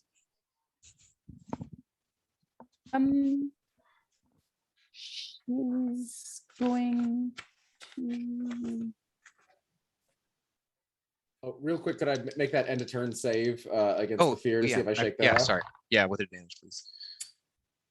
No, I don't. Just, this is a terrifying moment, and I like it. All right. Oh, I forgot, Kaya, about your spirit guardians. There's so much to keep track of. That would actually be a pass. And will you roll damage for me? Tell me what half is.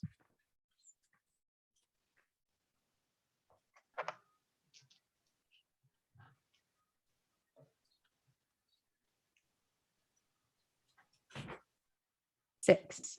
All right. Go ahead and continue. I'll go ahead and crap. I forgot something. Go on.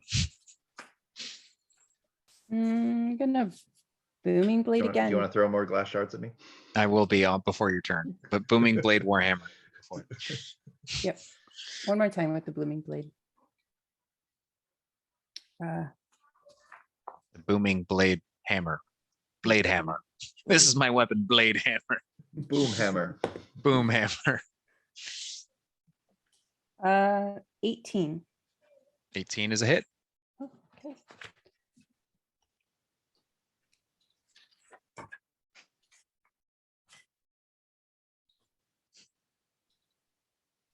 $18 damage. 18 damage on an 18 hit. Nice. All right, you have bloodied it. And then that spiritual weapon once more. All right.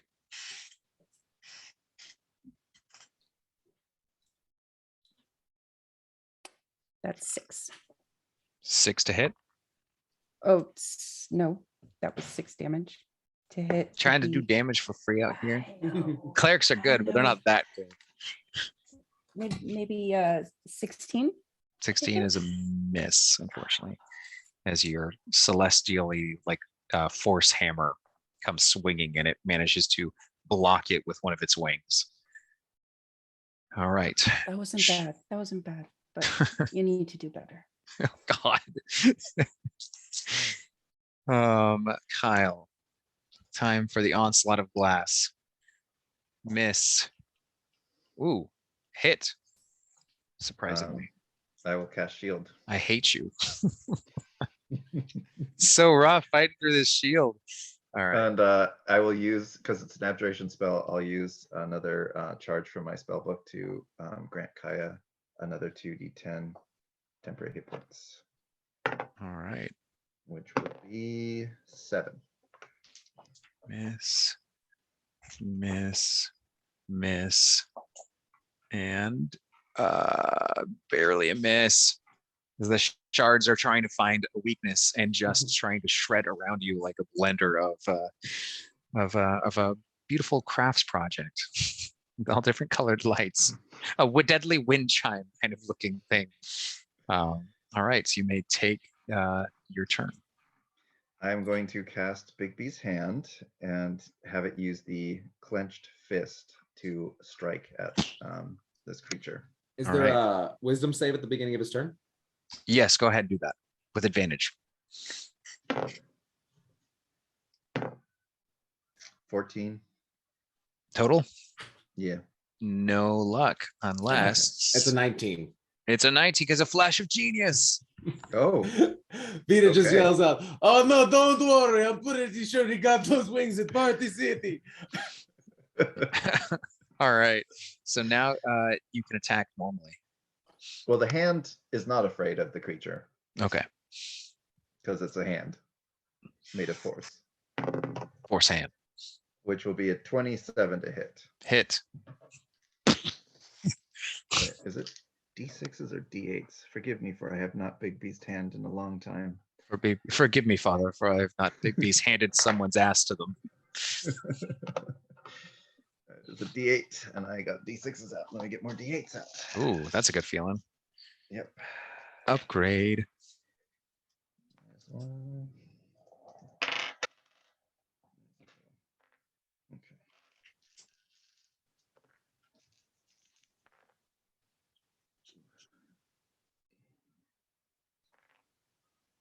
24 points of force damage. Whoa. That's a lot. That's a lot. Okay. And that will be the end of my turn. All right. Vita, give me a save to get out of being scared. That's that. Let's see. No, I'm still very frightened. It seems like it's in your character, though, at the very Yeah. least. All right, man. Are you sure you all don't want to back this up and just give us our blessings, man? And I'm gonna fire off another firebolt at disadvantage. All right. And that's gonna be a 22. Hit. And that's 18 points of fire damage again. Dang. All right, it is not looking good over Why here. don't we just call this all square and maybe you clean up this mess and we all, you take off those Party City wings. Take off these Party City wings. All right. It is getting real tired of you guys. And it is going to, at the beginning of its turn, take damage from the Spirit Guardians. Oh, I need concentration checks out of you. Oh, dang. Oh, well, from here on out, we'll do concentration checks for you, Kaya. But it fails its Spirit Guardians. So go ahead and roll Spirit Guardians and tell me what full damage is.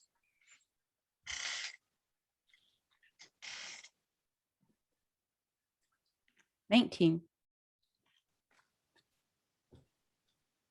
All right. 19 damage. It's resistant. So, all right.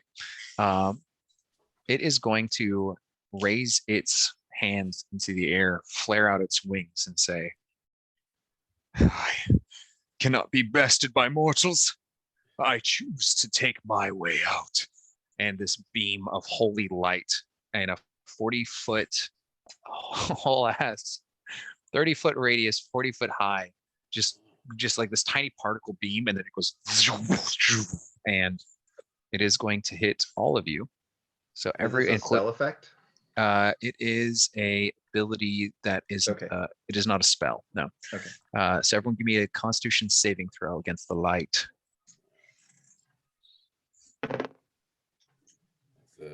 26. 28 for me. Wow. And 24 for Handsome Stewart. Handsome Stewart. I don't think my hand gets a save. I don't know.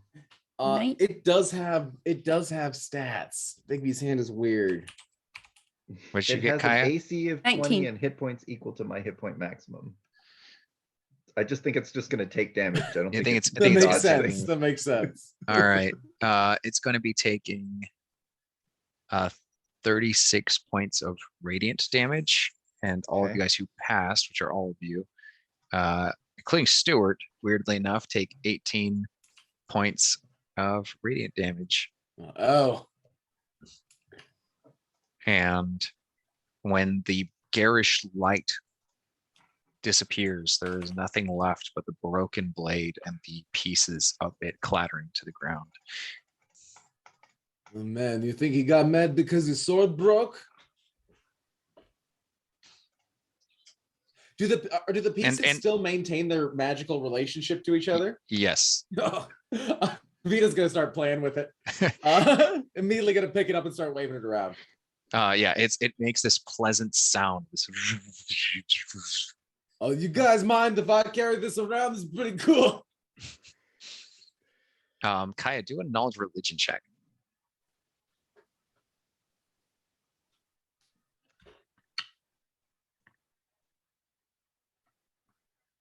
I get the feeling she doesn't know much. She got 3. Oh God. Can I confer with the professor about what I just witnessed? Yes. Professor. Okay. Professor will tell you that your ally is playing with an artifact known possibly to be the Blade of Two Oaths. It seems to be broken, which, as I understand it, is an impossible feat. Can I do a history check on that named weapon? Yes. 11. And then the professor goes to tell you a little bit more, and it goes, redacted, redacted, redacted, redacted.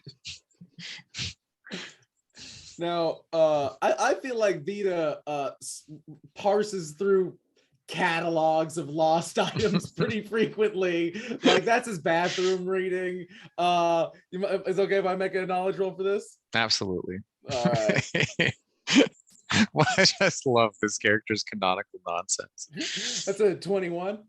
All right, 21 kind of nets you the fact that the two oaths are referring to the oath between Asmodeus and the archangel that represents Mithralia, who's known as Zacharias. And Asmodeus and Zacharias basically kind of just sworn that they wouldn't interfere directly in each other's plights over the souls of mortality, of all mortality. And they swore on two things: the red scepter mace of Asmodeus and this blade. Do we think maybe do I think that Zacharias was the guy that we just kicked? You're not sure. All right. Hey, I see illustrations of this before. Yeah, this may be an important sword. Actually, I'll say this: you're smart, you're intelligent, you're just very intelligent. Yeah. You're aware enough to know that this, if you had faced an archangel, you probably wouldn't have all lived. I'll say that much. Okay, so maybe I'll just I'm gonna take some like aluminum tape, and just give it the appearance of a complete sword. Fill in the gaps a little bit. It fights it. Its ratio of its kind of floating pieces. Anything gets in between them. It's like superconductive magnets. It just rips it apart. Oh, okay. And that's how it like effectively causes damage. Oh, it gets things in the middle bits and then rips them apart. Yeah. Okay. Oh man. All right. This is some powerful magic. I think probably I can fix it. Maybe need something a little stronger than duct tape though. I know a guy who can help us though. Yeah. Yes. Give me a know a guy roll. All right. That is a 13. Okay, 13. A club owner in the upper kind of districts known as Balthazar Black. He owns the Bad Habitat. It is a high-end tattoo parlor by day and a erotic nightclub by night. You're familiar with its main bouncer is a animated suit of armor, and it is a place of neutral ground for all beings, supernatural especially, make their place there beyond the prying eyes of a lot of You said it's called the Bad Habit? Bad Habitat. Oh, Bad Habitat. Yeah, no problem, man. No problem, guys. Let's take this over to my buddy over at the Bad Habitat. I get all my tattoos and hand jobs there. It's a 2-in-1 special. Not at the same time.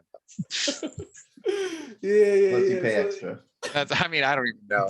It's a very classy joint. Lots of people from all over. Lots of you can see it's great for people watching. Great for tourists like yourselves. Let's go and find out what's up with this sword. All right. Yeah, he is a collector of rare items, the rarest of items, and he can tell you like with an incredible memory. Vita does not stick the sword in his bag or sheath it in any way. He's just waving it around the whole time. Probably for the best. Just he's like just enjoying thwack like gradually inching it up to things and then watching them like fly out.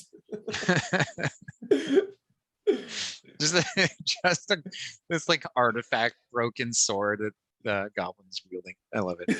All right. This is a pretty good toy. I'm having a good time, you guys. Like shaving with it. All right. So you're at the bottom of the barrel. You need to get up there, and it's going to take. Can't zip line up. You don't have the right stuff, and especially considering you kind of destroyed most of the zip lines on your way down. So just in this one neighborhood. Yeah, you're gonna have to find basically a couple intermediary connections. That's gonna cost some money. So I'll say we can kind of skip the part where you have to go through it, but it will cost you guys between the lifts and the kind of hover ferries. You will, as in the kind of the ferry boat kind of style ride of hovercraft, you can spend 20 gold per person. Hey guys, I don't have a lot. I'm a little cash poor right now. You mind spotting me? Yeah, she owes you for the parry up Yeah. of health. So Yeah, we'll count it towards your debt. You know, it's no big deal. No, there's nothing between friends. A little bit of gold, whatever. Yeah. all right, I cover Um, Prometheus as well. perfect. Very generous. I knew I liked you. All right, you guys make your way to what looks to be the entertainment district, which is basically the Las Vegas part of the city.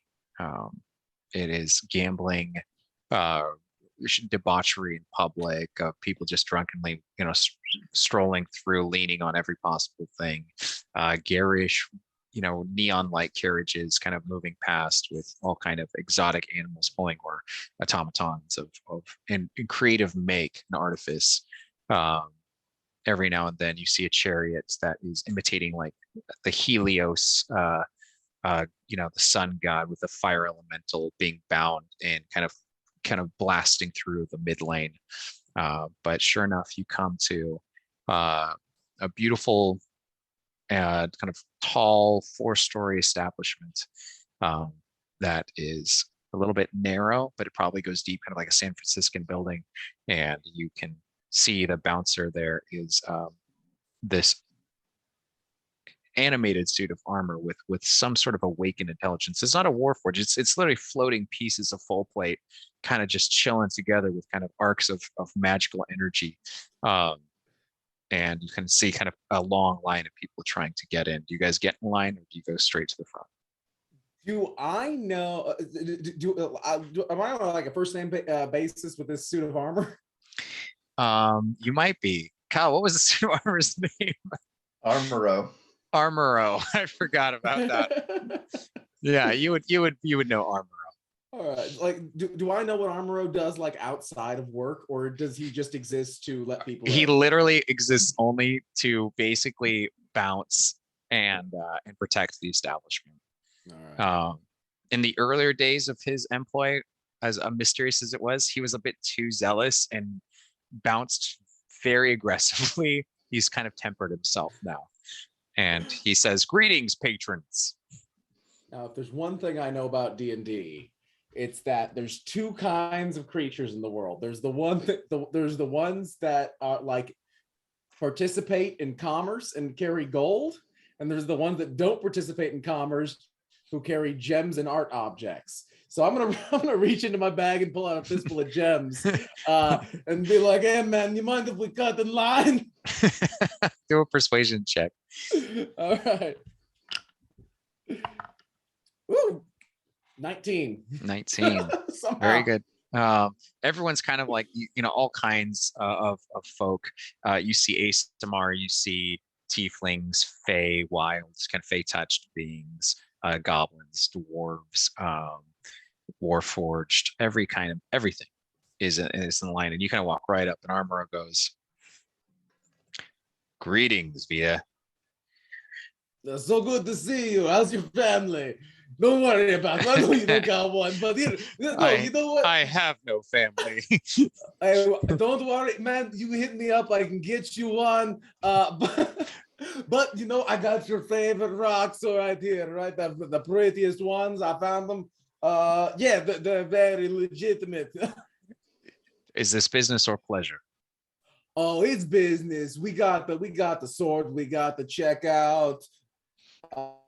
With Balthazar Black, because maybe it like caused some cosmic nonsense. Maybe world fall apart. I don't know, but I gotta check it out to make sure we got the good find on this one.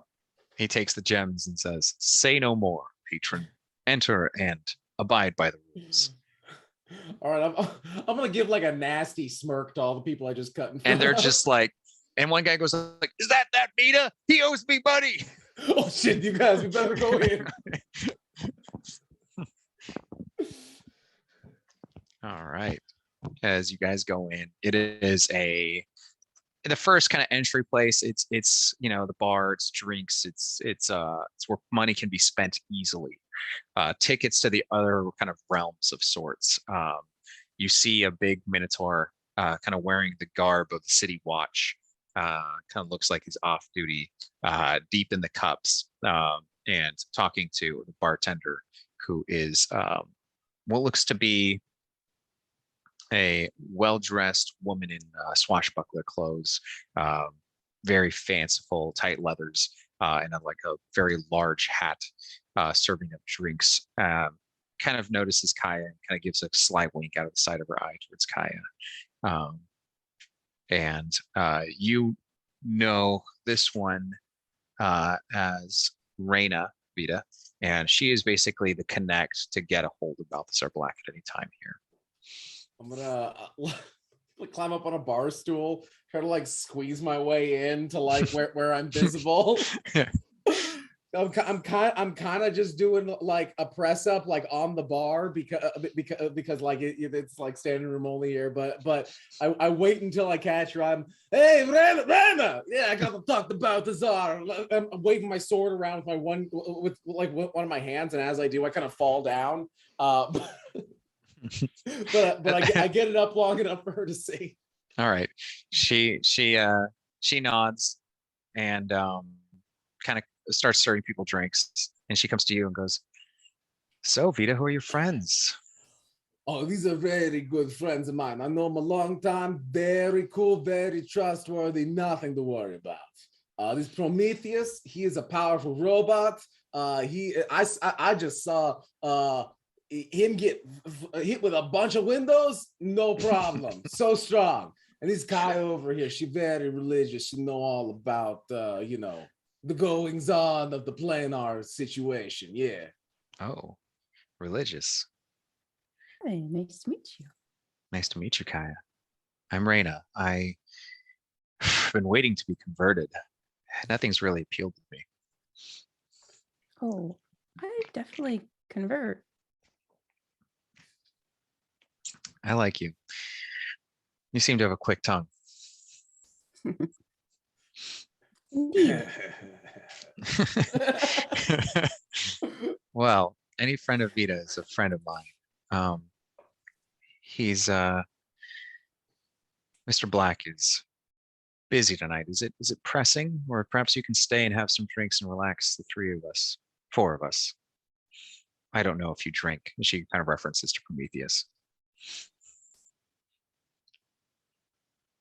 I can imbibe liquids and share feelings in this space as well. Would you like to?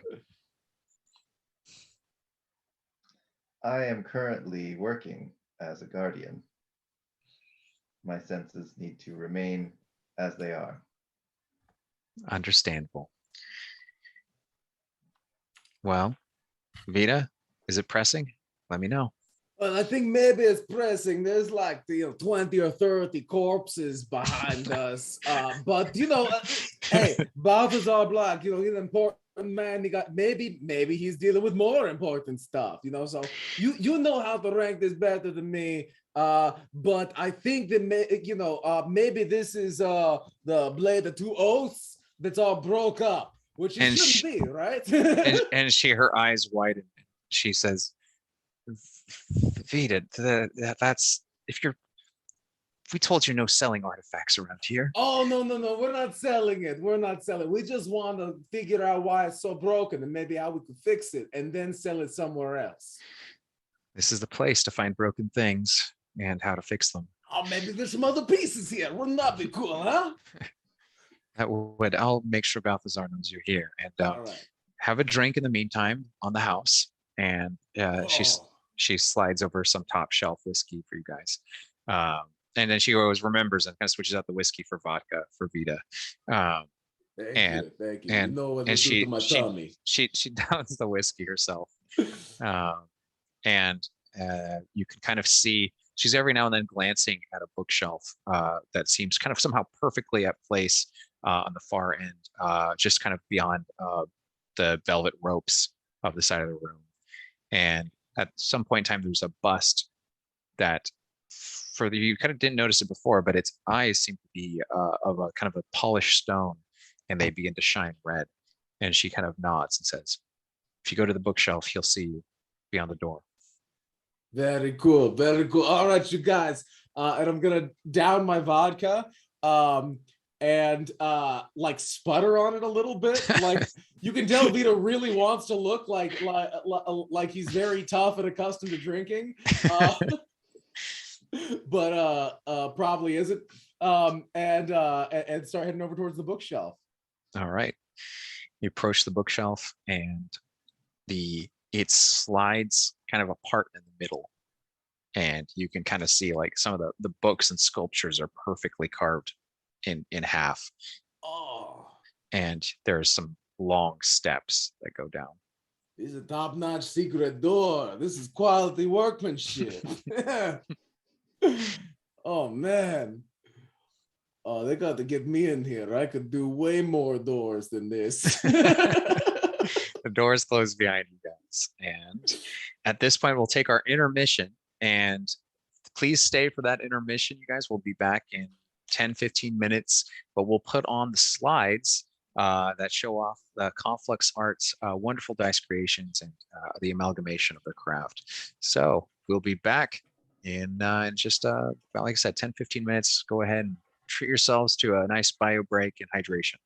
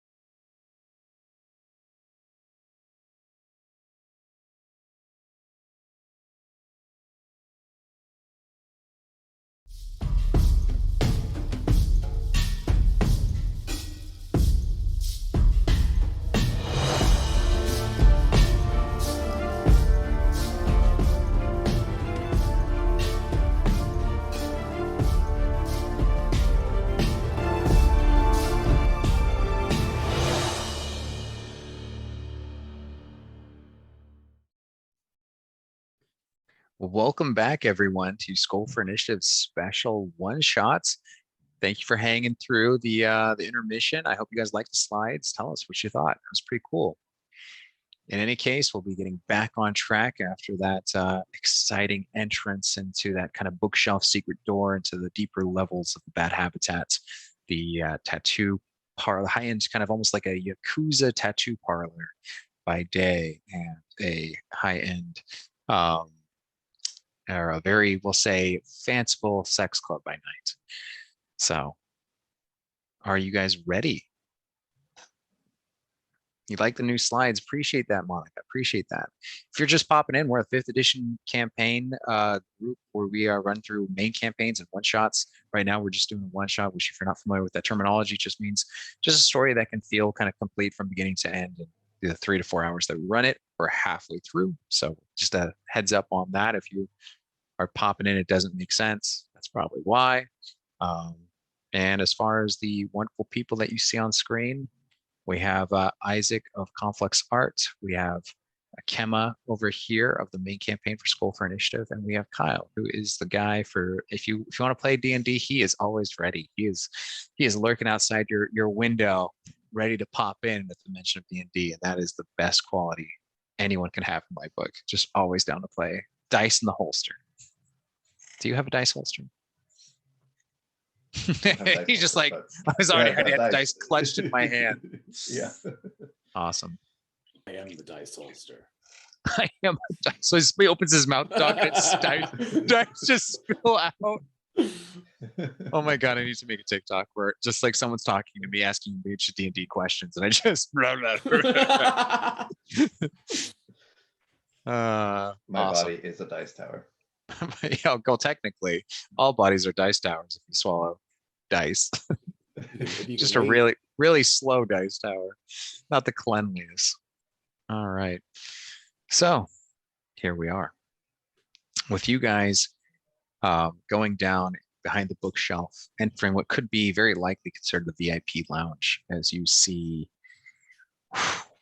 people hanging from what looks to be hooks on these beautiful leather crafted assemblies of almost like acrobatics, swinging from one platform to another, scantily clad to somehow completely new. There's cages where you see what looks to be a androgynous looking lion tamer in the cage with what looks to be 2 dire snow leopards kind of circling around and just cracking a whip to the cadence of exotic music that plays in a deep bass resonance. To one side, you see an illithid singer, tentacles grasping the microphone, kind of classic 1940s kind of microphone, and just serenading with the most angelic voice.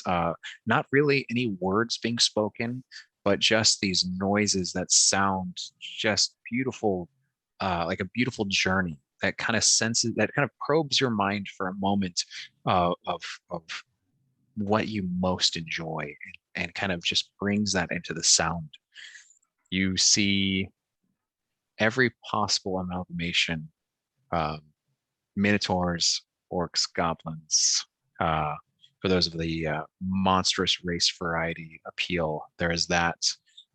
Goliaths. There is big muscular competitions going on of just arm wrestling, physical grappling, all manner of demonstrations of show everywhere. And there's a sense of a playful primal eroticism all over the place as the very obviously carnivorous plants decorates the outer edge. Oh man. And there is a pool at the center of this where the steps kind of surrounded by Greek pantheonic pillars. And in that pool, everyone seems to be having a grand old time. And that is where you are at, is the top of those steps. All right, guys, watch your step. Don't worry. They clean that pool all the time. They're doing arm wrestling, huh? And he like rolls up his sleeve, and like on his very scrawny arm, he has like just scrawled like in a stick and poke that looks like he did himself, arm wrestling champion. And he's like, I'm pretty good at this. I don't mean to brag or anything, but if you want, I can show you some stuff. Do a persuasion check, please. Oh my god. That's a 19. That's so good. I don't know how I keep rolling so well on these. All right. All right. Yeah. You see a very broad, burly Amazonian woman of still just kind of her feminine traits are just enhanced by the incredible physique that she has. Not Hey, like big a, woman. but yeah, it's almost like the um, it's yeah, it's like a what was Hagrid's lady friend in Harry Potter? That was Right. What was uh, it? I forget her name, but just imagine that. Well, like maybe a Lady Dimitrescu as well, kind of vibes. Yeah, yeah. All right, Hey, a you woman. looking for someone to arm wrestle? If you want to come with the champ, you can if you want that. She kind of crooks a finger at you, and her finger has like bicep muscles. Is she like All flexing? right, yeah. And she kind of puts her arm down and then realizes she has to like lower it to be in the same plane of like leverage for No, you. don't worry. And I reach out and I pull out like a little step stool for my elbow. I can prepare. It's got a little divot for your elbow and everything. Oh. Yeah, the song Giant Woman from Adventure Time starts queuing up. Giant Woman. All right, so go ahead and give me an athletics check. All right. Not too late to cast enhance ability on myself. Okay. Go come on. for it. Go for it. Yeah. Okay. Yeah. All right. Yeah. I want you to Okay. use your abilities. Big money. I mean, if you knew you were going out to arm wrestle a big woman, you would definitely enhance your abilities. Right. I'm gonna flash a genius. You would take those gas station pills in a heartbeat. I'm gonna flash a genius that too for a 29. Oh, wow. Jesus. All right, yeah. The she does not expect this. So she kind of goes, expect to go easy with you so she doesn't like rip your arm off in front of everyone. And immediately you just go, and she's just looking at you, and like her eyes dilate with a sense of like that pleasant surprise and arousal of someone who's just been shown something that she's like, am I into this? I am into this. Strong little goblin guy, little nasty boy. Hey, I'm busy right now, but if you want me to throw you around, here's my number. Right? Like that's every giant woman's fantasy, of course. All right. Go ahead and try to finish this, like the last little bit. All right, let's see another roll. That's going to be a 22 this time. All right. Yeah, she fights and she's sweating. Her bicep just goes and veins just start popping out. And she starts to inch her way up a little bit, but then you just kind of just breathe out from the diaphragm and just crank your forearm down, and her knuckles clack against the beautiful marble tops table. And she looks down in disbelief. And hey, she don't says, worry, everybody a little bit surprised. I'm such a smart guy. People don't think that I work out. you must really be arm wrestle champion. Yeah, people call me that. See, I pull my myself, I got the tattoo to prove it. You are of prodigious strength, little man. I like that. Thank you. You're pretty strong yourself, big woman. I like how strong you are and how big you are. Yes, I am Victoria, but I'm you can Vido. call me. It seems like we have a lot in common. We do. We both have ability to break other people with the smallest parts of us. Yes. Yeah. Maybe we go break something together. That sounds fun. I would very much like that, Vida. That sounds cool. Okay. Well, I'll be in touch. I hope so. Lots of touching. Oh, yeah. I do like puns. That's very good. All right. You kind of go striding way back to the group. Meanwhile, Prometheus, Kaya, there's kind of people moving around with drinks in hand. What state are you in? What was catching your eye?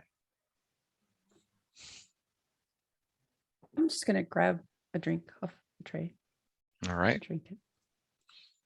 They have I'm free going drinks to here. very awkwardly stand out, like I'm looking around at everything, trying to make sure that nothing is going to harm us.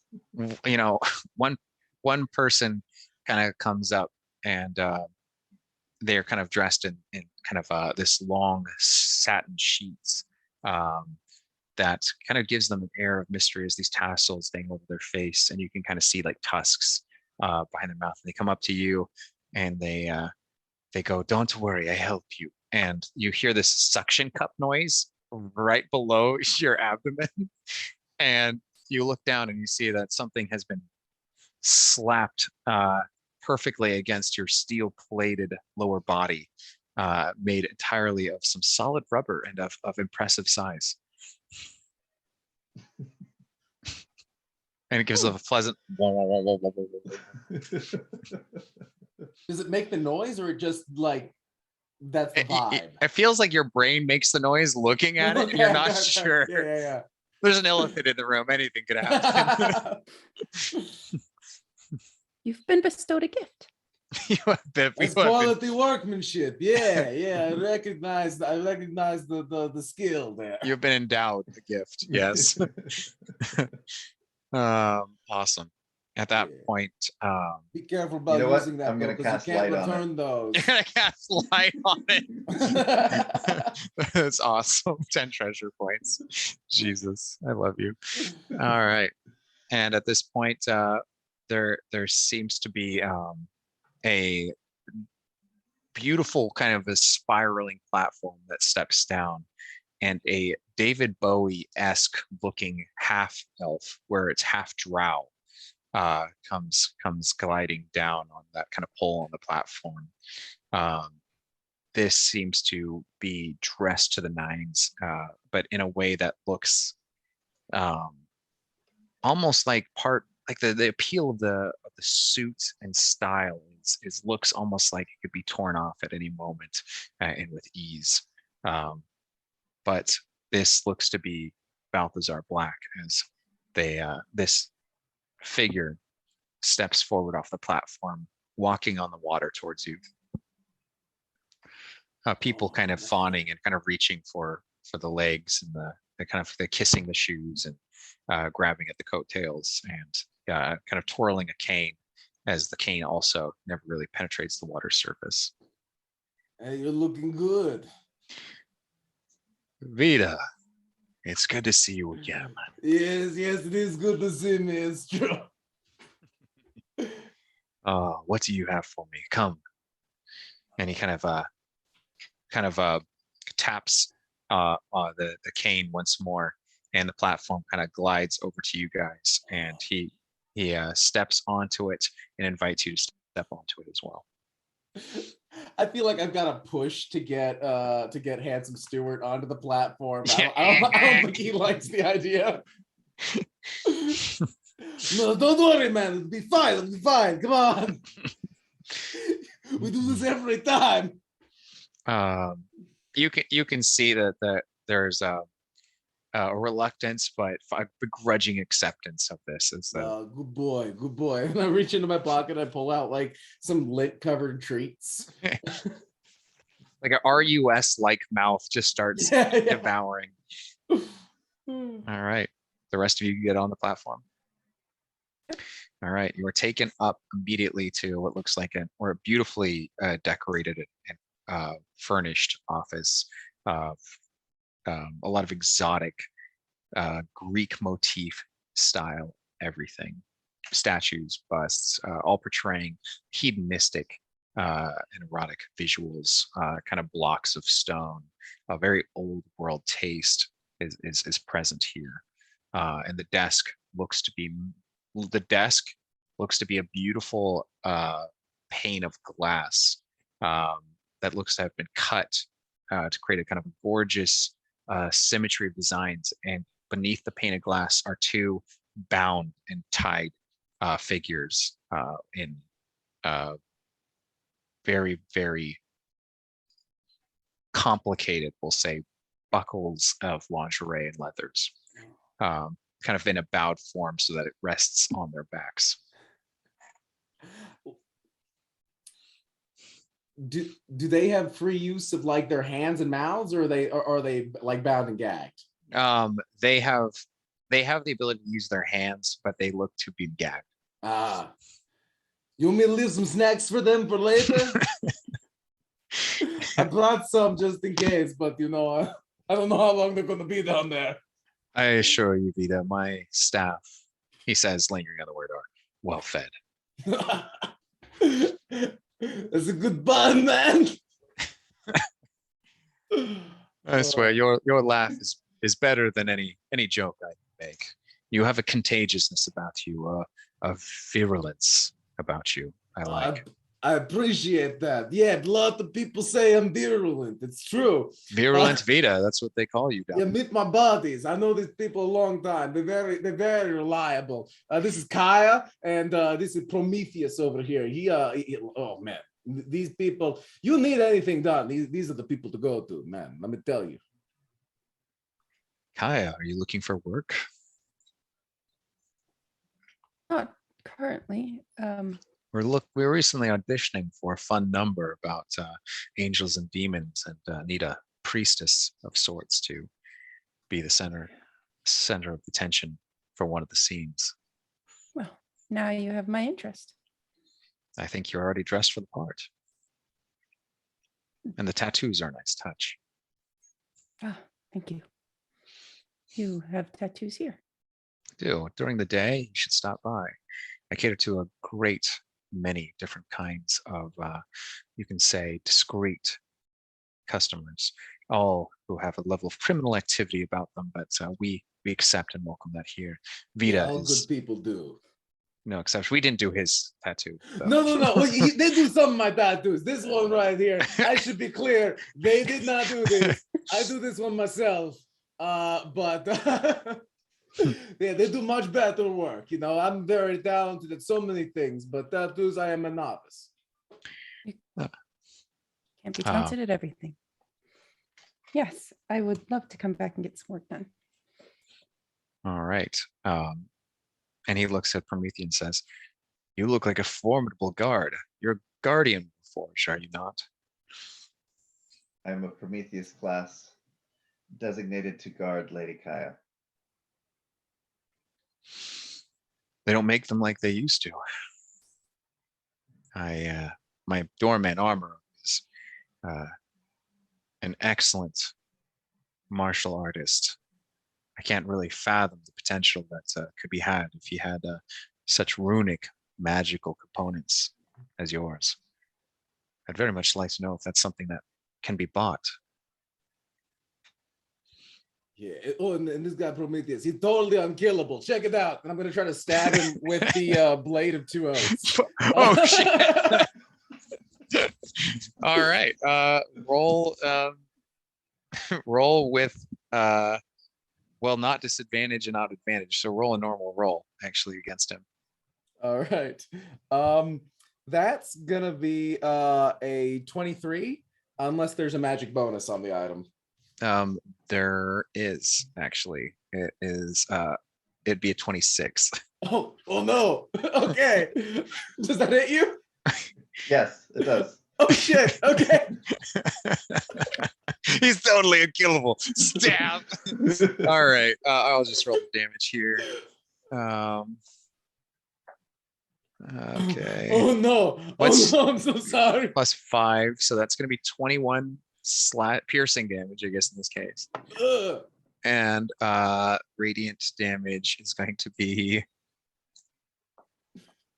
oh my god, what are the odds?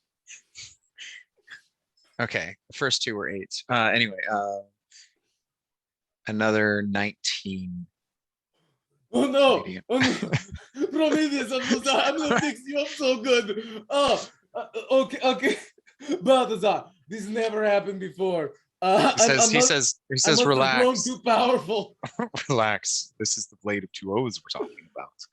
Oh. This is broken, though. I've never heard of the blade being broken. And he kind Me of goes to neither. sit down, and immediately from behind like these black drapes that almost were like almost used in like Japanese theater with black people, like people wearing such a pitch black, they're almost invisible, step forward and they form a throne with their bodies, like Voltron by positioning. And and before he even leans back, they're there with such trust on the timing. And he kind of sits and leans back onto the throne. Oh, yeah. This is something I'm very interested in. Right. There's a lot going on. The Chapel of Woe, I had heard, had fallen to mass murder Was it a priest gone completely inane and believing him to be an angel? That's usually what happens down there. People get that smog sickness. Yeah, it could be. A lot of people get it. This was a weird symptom though, because he also had like big crazy wings. I've never seen nobody grow wings down there. I got a handful of his feathers if you want. Just like start pulling out like just like a chunk of wing. Now he like lays it over the glass table and he says, he kind of casts a spell and says, do these belong to the Archangel Zacharias? Do they? And the wings spell no, or the feathers spell no. He says, did they belong to a lesser angel? And they spell yes. Is this truly the blade of two oaths? And they spell yes.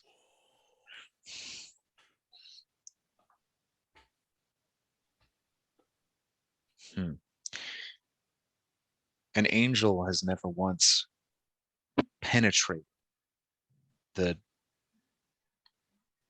contractual magical binding that doesn't allow them to be summoned here. Nor has it. Oh, sorry. Nor has a devil, for all that matters. My neutral ground has seen a fair share of tieflings and ASMR, what we call half-breeds, I suppose. That's it's a way that everyone can kind of get their advantage, one side and the other not allowing themselves to set foot here. But if this blade is broken, that means some level of oath has been broken. But tell me, was this angel killing people? Yeah, lots of people. He drinking wine out of skulls that they turn holy water into skull wine. He got the black eyes. He pinned people to the walls. Oh man, it was so nasty in there. In like 2 or 3 days, that's about gonna really smell. This is a very serious matter. The professor out and make note to the professor that this divination spell has acknowledged the presence of an angel on the plane to record in his old annals of history. Perfect. Nice. And you are priestess of Mithralia, Kaya. I am. What's your part in all this? Well, I had heard word traveled of this angel and the fear it induced. So naturally I came to check it out. What do you think? I think it is very confused and not really doing the work of the goddess. It's like in some other being.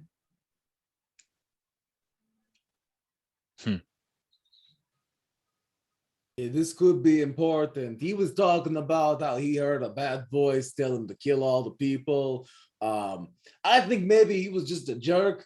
But you know, because I hear a voice tell me to kill people all the time, and that tells him you don't have enough money for that. And so, you know, like I think maybe he want to do it anyway. But he was talking about the voice. He think it was Mytharia, but who knows? I think probably not.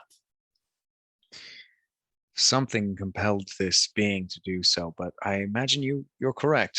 There must have been an innate want already there to do such damage and harm. A belief system in place can cause great extremes. Yeah, he think he was better than me. I could tell. I could see it in his eyes. I can't imagine someone thinking that, Vita. I ask him for a blessing. He says, no, you don't deserve it. And I'm just here thinking, I could beat you in arm wrestling any day of the week. I deserve so many blessings. The logic is infallible. Yeah. Well, what is your attachment to the Blade of Two Oaths? Oh, well, we got to get it fixed up, right? I think so. Yeah. You know, probably now. Do you think maybe we just find the pieces and stick them back together, or do you think we gotta find whatever oath got broken and make it fixed? I don't know. I imagine the pieces are at least one half, why not both in concept? Well, But hey, I'm so good at sticking stuff together. I mean, you know me. I have put so many things together, things that shouldn't ever have been together. it's So, true. Yes. no, I got this. If we can get the pieces. I believe that. Would you be comfortable with me holding on for safekeeping the Blade of Two Oaths in my personal Oh vault? yeah, I don't want to get robbed while we're out. You know, a lot of shady characters might take the things that you got if you're not looking. I've heard. My vault is the most secure that I'm aware of, as I've I'm done a gonna fair share of pass a breaking. message to Balthazar Black and say it would be much safer in your hands than in his. As I look at the like impaled side of my Yeah. torso. You're just the battle damage that you avoided from all things until he stabbed you. It's the most ironic thing. He says, I will keep this until you gather the other pieces, as this is not going to bode well for the city, my interests, as well as the fate of the realms. Yeah, right. Like this is the first real angel I ever see, and he was bad. I don't want to see more of him.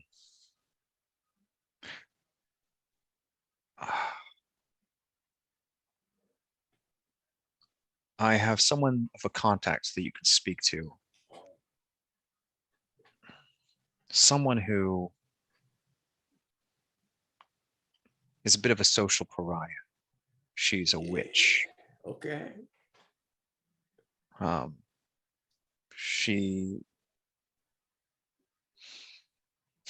She'll need some appeasement, but I know that Vita smooth talking could be enough. But she's very distrusting of those who wield holy power. Well, I can vouch for Kaya, and you know me and the witches, we get along so good. I make so many deals. Very well. I'll give you the address of the hag, who is Mad Molly. She is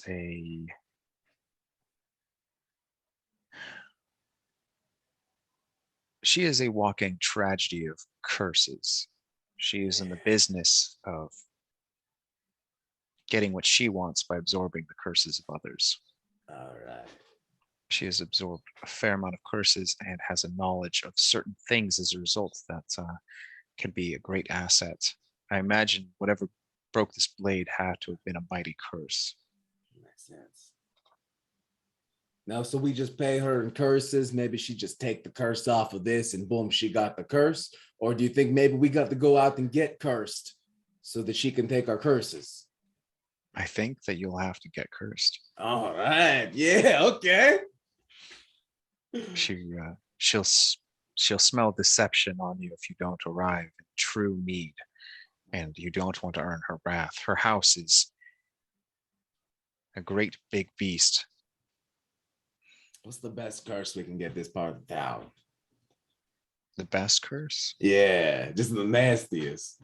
A death curse. Oh, I love a death curse. Okay. You'd have to take someone's life who has the ability to create a death curse. Right. And, there is someone who is befouling my business, a competitor of sorts. Love it. A Cambion. Okay. Yes. He That's is one of them half-breeds, yeah? a half-breed of the devils. He's very seductive. He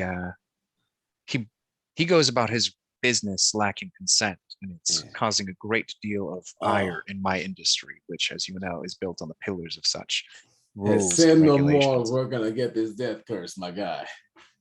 Unfortunately, he's very well connected. He has found his way into the legal system, making him untouchable by my own usual means, which is why I defer to your unique assets.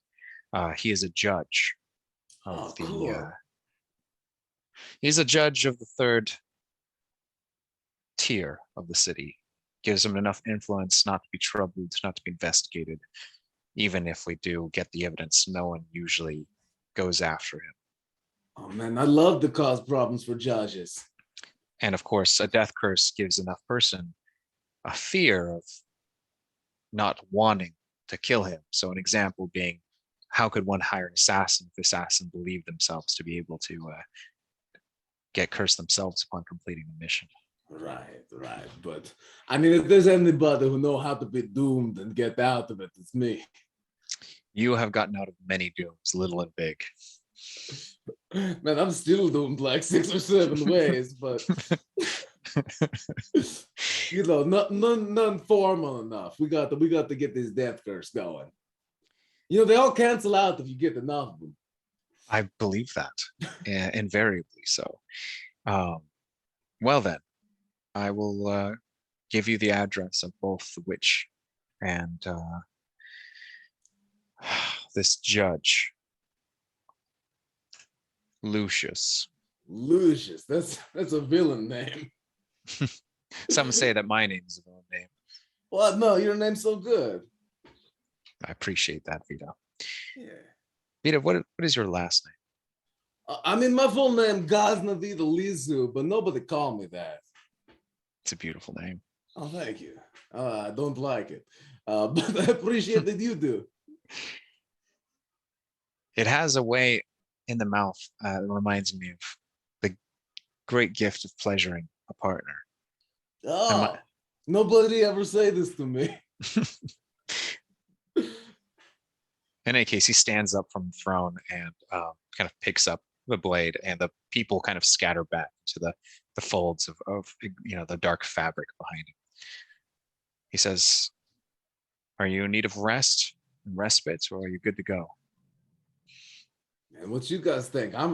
You know me. I never rest. This is I'm 24/7.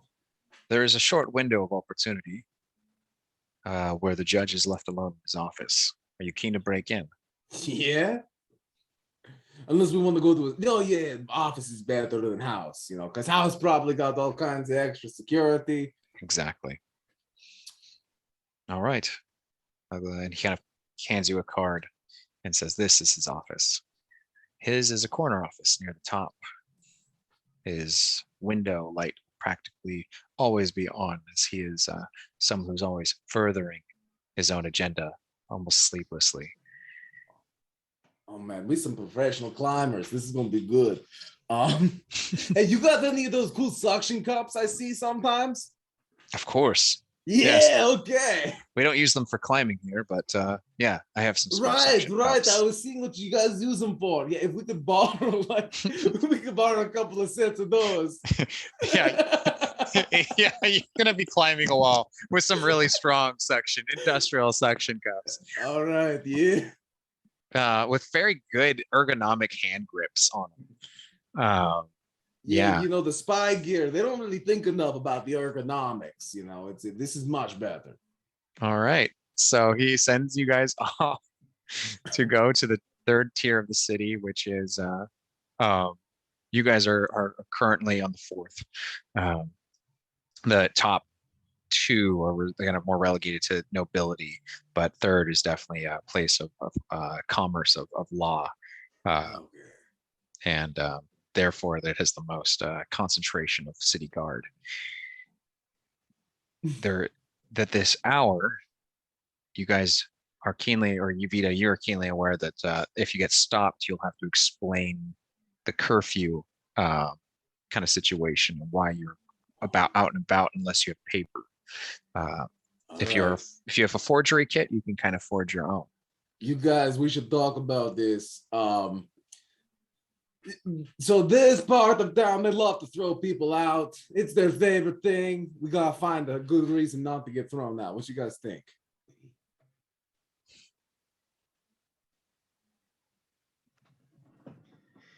I pull out the manacles that I have and I look at you and I say, "I could bring you in."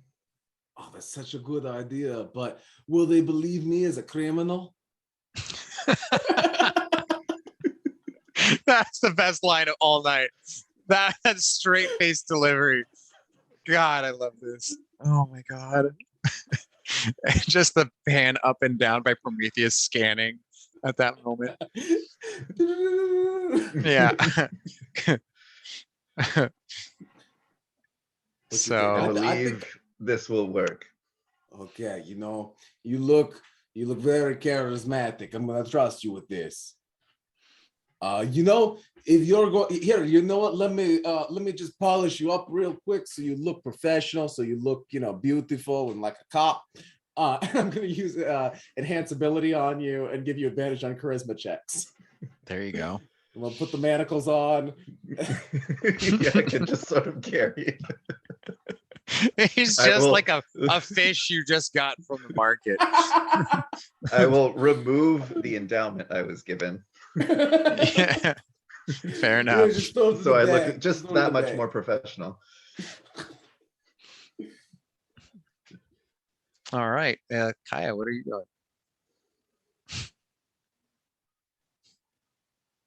Oh, I'm gonna walk next to them. Kind of looking angry. Like maybe he's here because he pissed the church off in some way. Okay. There you go. All right. So you guys make your way to the third tier. And when you get to kind of the entrance, you see that the city guard is kind of keeping kind of watch over the bridgeway that acts as like a separation from these tiers, this kind of arch bridge. And as you kind of get to the top, you are greeted by kind of guards who seem like they are just starting their night shift. What do we have here? Prometheus class reporting with an offender of the church.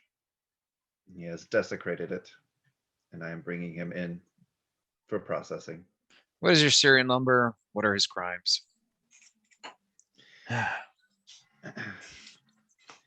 Serial number 743266. He has been shown to be desecrating property, causing damages exceeding 1,000 gold. And he has been in violation of the peace in the neighborhoods below. Are you wanting to collect on the bounty that appears to be on his head?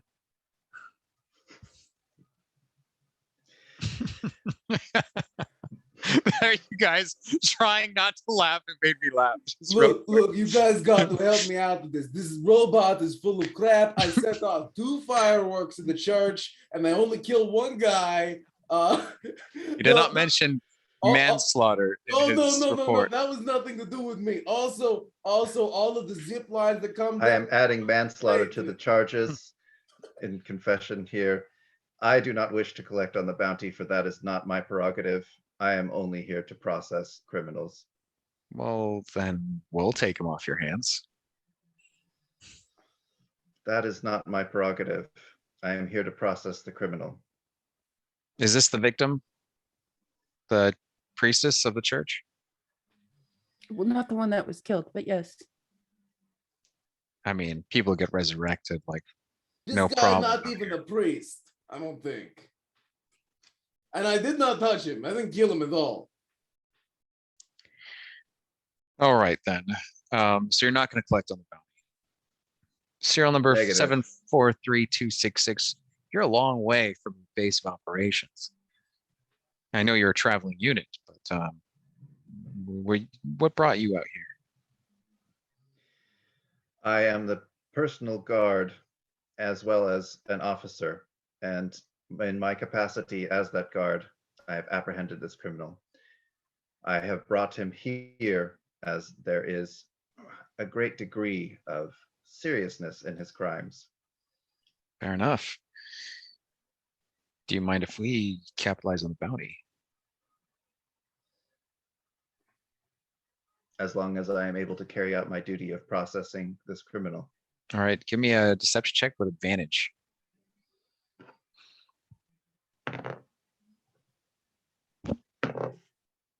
Whew, natural 20 with the advantage. Nice. All right. Well, 743266. You can do business in our jurisdiction anytime. Appreciate you.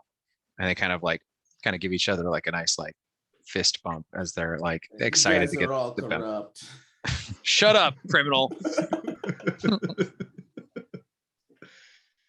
All right. I proceed onwards. All right. Towards Lucius's office, given the address that we know. Okay. So sure enough, you guys gonna go through the quiet cityscape of the commercial the government buildings here. When you get to that address, you kind of look up at this 14-story building where at the very top in that corner window, sure enough, as true as Balthazar Black is a descendant of the Drow, you see the light. The light is on. Big, massive, kind of like a bay. I don't know. It's like those big bay company windows, and you have the suction cup stuff. I will undo the Yeah, manacles. Well, I'll look around to make sure that nobody sees us as we start to get shady, and then I'll undo the manacles. All right, perfect. Oh man, you didn't have to use real manacles. We could have used some fuzzy ones or something at least. Are you ready to start climbing? I know we all such good climbers. Prometheus, you got 19 strength now. You'll be fine. That's true. That's true. All right. Do you guys just want to climb with the suction cups? Yeah. Yep. All right. Go ahead and give me Oh, sorry. Go for it. no advantage with athletics. Suction cupping away. Yeah, buddy. All right. It is a bit loud in the silence of the night, but it's not too much of a concern as there's no one really around. But as you get to the window, we'll see if you guys get to the window. But as you might want to find a more stealthy approach, as the noise is very suspicious. Maybe we go around and then it is the top floor, right? It is the top floor. Maybe we maybe we go not straight up towards his window. We go kind of around and try to get roof access. Okay, perfect. All right. So go ahead and roll your athletics checks. It's a 25 for me. Nice. I got a 22, but I'm gonna cast Long Strider on myself to increase my speed by 10 feet to hopefully go faster. All right, 22. Yeah. All right. So you guys all pass and you guys halfway up. Do a stealth check now, as you can kind of see a patrol of guards talking loudly about 7 floors down. 16. All right, you managed to kind of hear them coming very easily, needed, but then stopping, kind of holding that pause moment. Oh yeah, I got the 3. I got a 10. Do you guys want player points for rerolls? No. You just want to play it as it is? Because no one's going to believe these guys. Can you imagine the report? They look and they go, "You want to write this up?" No, I don't. I feel like we freeze to try to be quiet, and they just look up, and I just make direct eye contact with them. Just this goblin holding on, and I'm just like, "Don't kink shame me, man." Yeah, that's literally what they say. They go, "You want to write this up?" No, I do not, and they just keep walking. All right, you guys make it to the roof access. And sure enough, it's kind of there's kind of a strange kind of humming sound that comes from more stronger industrial stuff. There seems to be these kind of pylons kind of all over the place on the roof, and air filtration systems, all kinds of different things, different lights to kind of give any kind of aerial craft that basically kind of can navigate the higher towers without causing any problems. There seems to be kind of a equivalent of a helipad up here as well. Okay, you guys, I get the good idea. Now, Prometheus, I know I said I would fix your hole that I made with the sword, but I have a better idea. And I'm going to cast 3rd level invisibility, targeting the 2 of us. Okay. Now we're going to go up so sneaky, so quiet, and just grab him. And we'll knock him on the ground and then kick him till he's dead. Kaya, I'm sorry you're not invisible, but you're from out of town. Not going to be any problems with the law. And you know, if you want, we can make sure I get the last blow in because a death curse sounds really cool. Fair enough. Yeah. All right, very, very good, very good. Okay, Prometheus, you and me, go. All right, looking for a way in to the building. All right. As soon as you step down from the ledge onto the roof, give me a dexterity saving throw with disadvantage. Whoa. All of us? Anyone who stepped down. Oh yeah, was- for was- sure me. Yeah. Yeah. Okay. Okay, that's a 13. Natural one with disadvantage. All right. Do you want to reroll or no? No. Okay. At that point, both of you guys are caught in these kind of like sensors. Oh, we are invisible. So yeah, and the sensors are pressure, so it's pressure sensor. Damn. All right. But the other things go to move and like starts like scanning that with light, and your being invisible causes the light to kind of bend around or through you, Oh. and so the kind of things seem to kind of crackle in kind of this repetitive scanning where the pressure plates are being stepped on motion. And it's Right. almost like you guys are causing this like glitch in the system.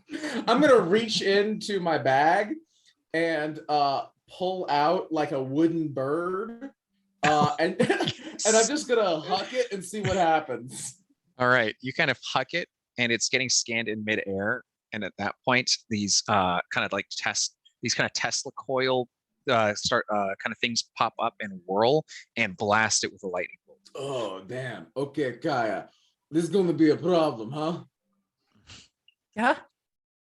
Yeah. So okay, I feel like you're still like hanging on the edge, and both of us have popped up, and just like, okay, so there are lightning bolts that are going to attack you as soon as you put your feet on here. If you could fly, that'd be great.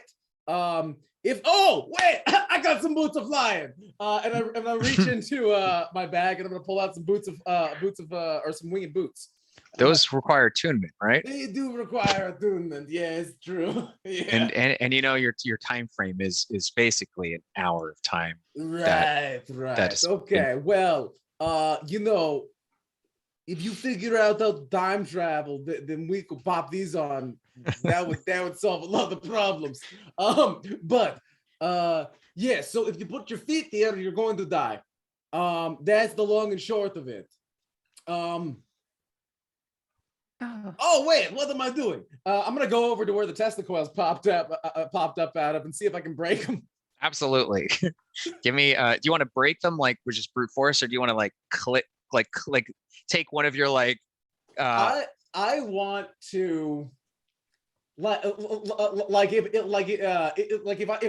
I got these home and immediately wanted to find out how they worked, but I want to destructively disassemble them, right? Okay. Like without any eye to putting them back together, just like, I I am want to see what this also an does. artificer, so can I just sort of follow his lead on the other one?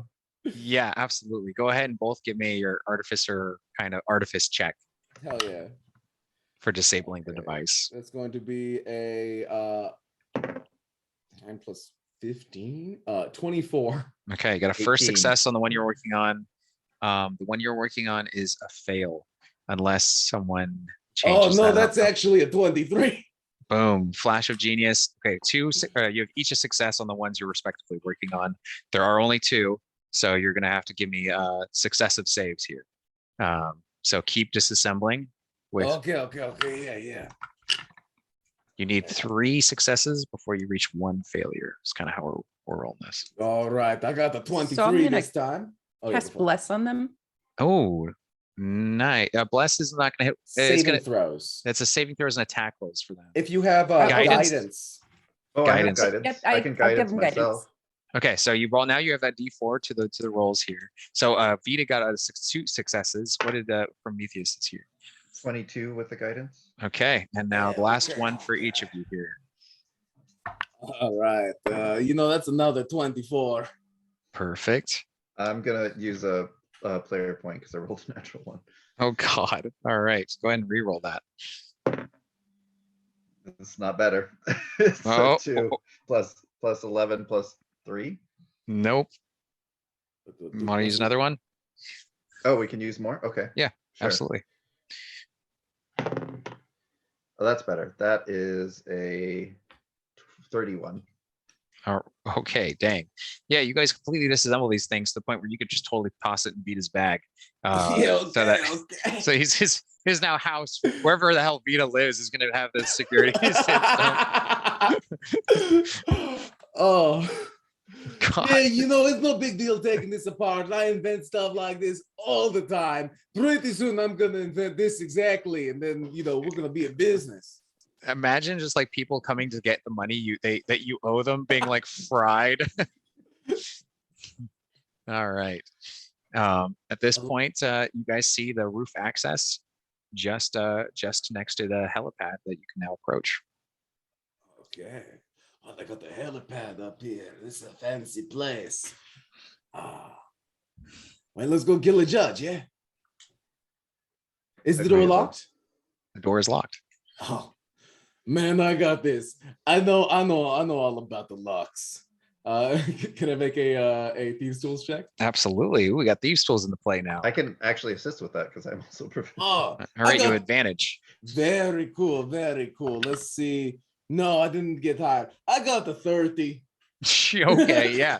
You God, you MacGyver goblin it up and It's open like, it up. no, you don't even have to worry about that. Look, check it out. And I just like pull out a screwdriver, and I go over to the hinges and I pop the pins out, and the door just falls off. Perfect. Yeah, All right. nobody ever I will thinks assist about by the catching the door hinges. so it doesn't make a bunch of noise. Oh yeah, good idea, man. All right. You guys go down, and sure enough, you are in a hallway with a lot of offices, and there's a light on at the end. It looks like a conference room style office, like a big, really nice office. Okay, so Prometheus, you and I, we go up ahead, and we just fuck him. We just grab him. We grab him, and then we kick. That sound good? Agreeable. Yeah. Okay. They're talking about that. I'm gonna cast Arcane Eye to go Oh, take a look. smart. Ooh. Okay. Read me Arcane Eye's entry on its in its visibility to others. Is it Normal vision.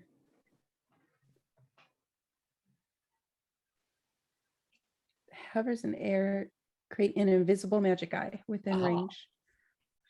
Up to 30 feet, it can get through something as small as a 1-inch diameter hole to pass through. okay? So you can kind of see through it, and while you're seeing through it, you see this well-dressed in a fine suit, slicked back hair, just kind of eyes with kind of a tinge of gray and red that kind of match the stitching of his gray and white and red pinstriped suit. He is kind of poring over documents and really just focused pretty heavily on the task at hand.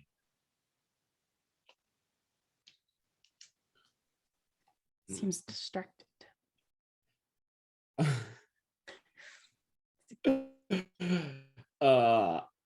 Yeah, I'd like to just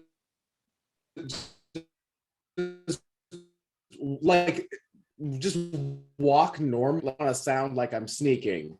Just walk normally down the hallway while invisible, and just knock on the door, and be like, I got some late night mail for a Lucius. That you? What is going on? Mail at this hour? Yeah, it was a rush job. Do a deception check. That's a 20. Nice. All right. He says, I wasn't expecting those documents till noon tomorrow, but I'm very happy to hear that they're here. Come in. All right. And I'm gonna open the door and just run in and tackle him. All right. Make a When advantage. he opens the door, I'm going to cast Relative Psychic Lance on him. Okay. What's up? What's actually just going to initiatives That sounds good. here, and No, he will be just, under the surprise condition. he just sees the door open. He doesn't Nobody see. there. He doesn't see you there because you're so He short. just hears dun, dun, dun, dun, dun, dun, dun. And then then just also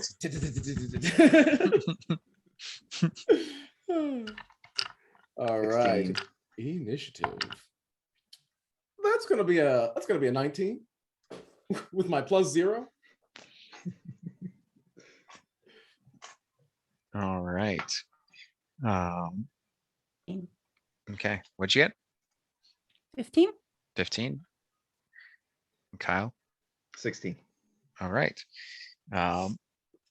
So go ahead and start up top. Vidvide.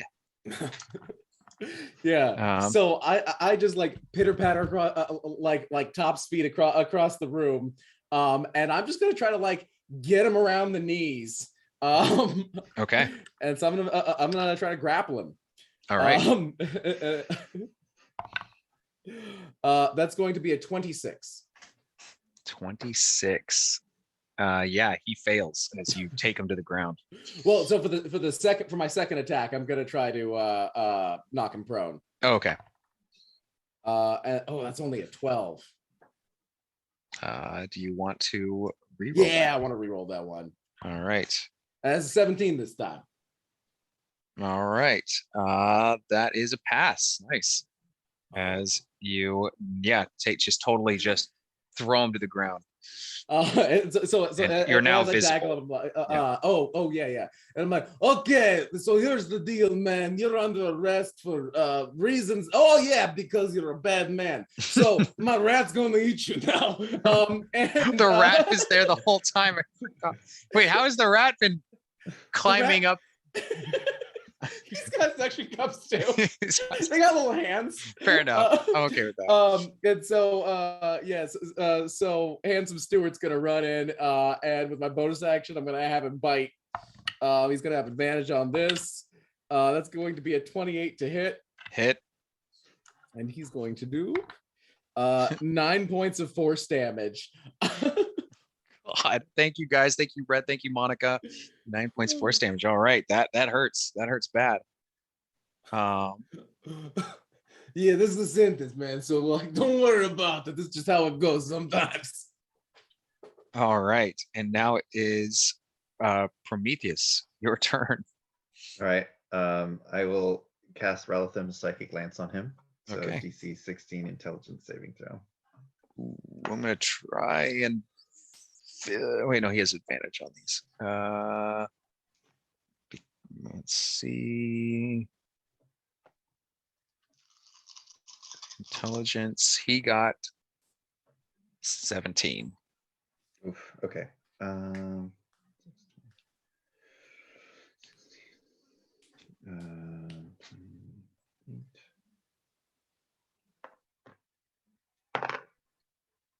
So he takes 16 psychic damage.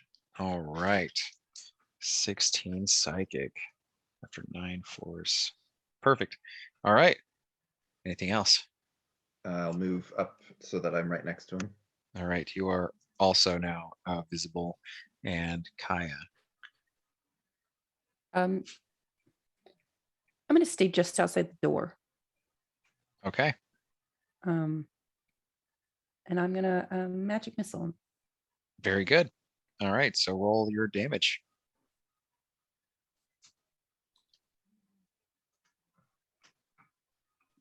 Is all three of them going to him? Yes. 11. All right. 11 force damage. Very good. All right. He is pissed as he goes, "How dare you? Do you know who I am?" And at that point, his kind of body bursts into this sense like immense flame as a wave of heat explodes out of him. Let's see. I'm hugging him. Do I take any damage? You got everyone within 10 feet is taking damage. Very good. Very good. Yeah. Okay. As this wave is going to do Let's see. 10 fire damage. Okay. And let's see. Start of your turns, you'll have to do a saving throw for that. And he is going to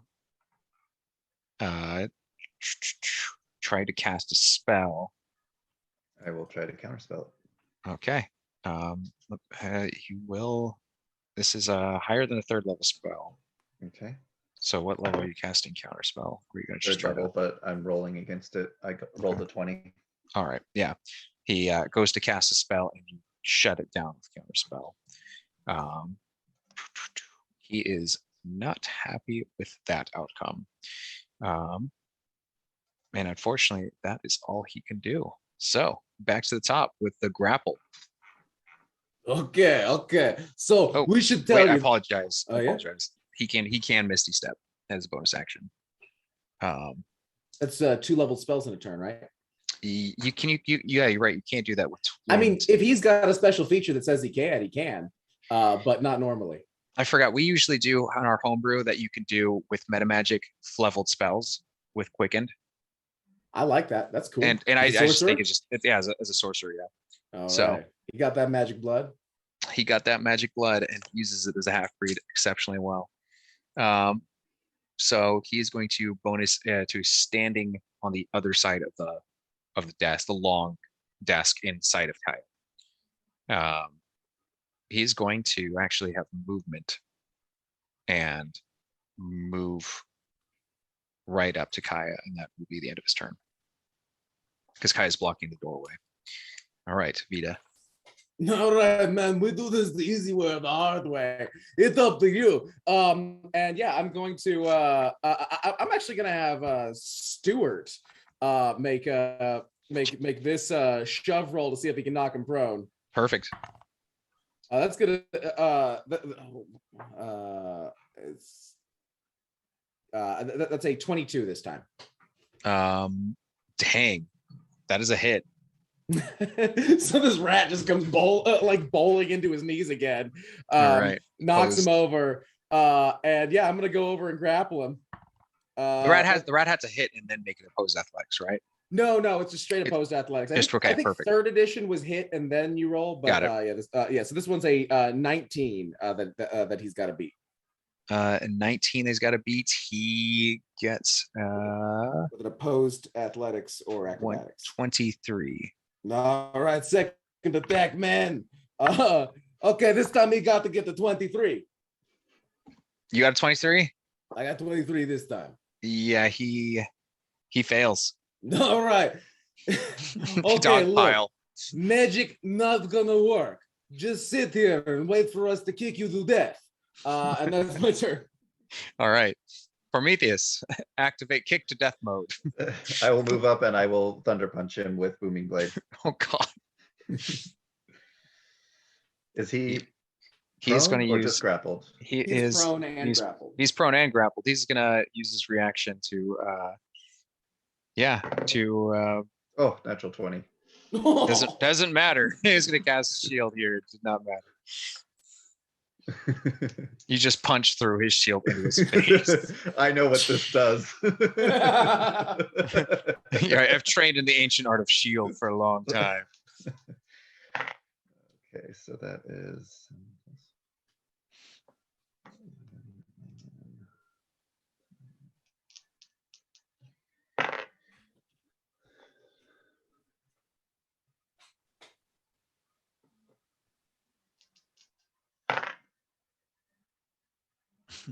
He takes 32 thunder damage.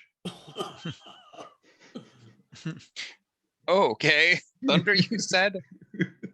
Yeah, that goes through. Jeez. And he has a disadvantage to attacking anyone but me Okay. until the start of my next turn. Okay, perfect. All right, Kaya. How do you want to abuse this poor man? Is he badly injured?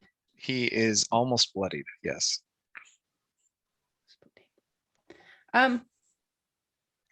Is the building made of stone? No, it's made of it's like a traditional office building.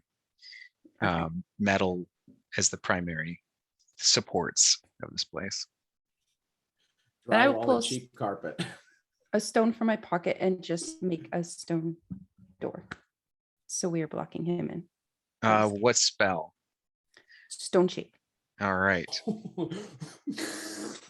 Yeah. Do you put it behind you or in front of you? behind me. Okay. All right. So let's see. That's nasty. That's good.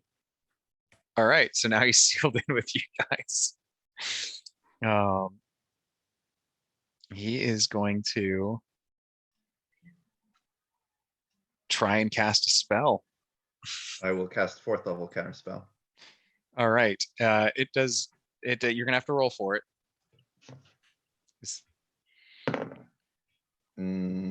Oh, that's. I want to use a reroll All right. if I can. Absolutely.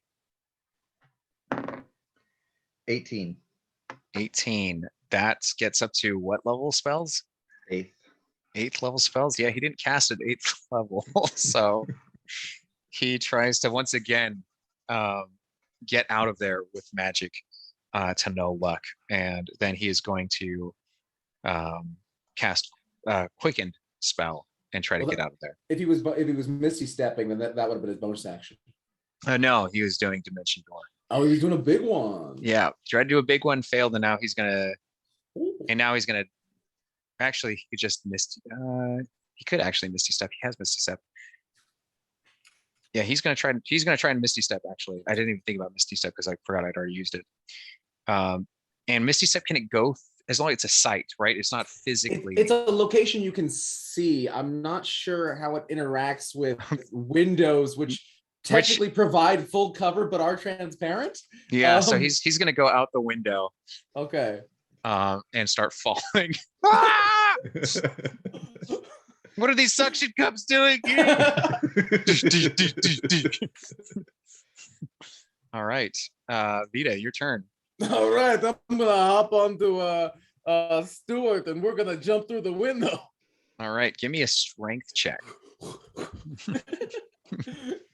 I'll give you advantage because it's both of you. It's not athletics. Oh, okay, just a strength. Just raw strength. Okay, I'm very Is he considered to have moved due to the booming blade? And not by his own fault. It's not by his own choice. Voluntary movement. Yeah. Yeah. Okay. That's going to be a 23 on that strength check.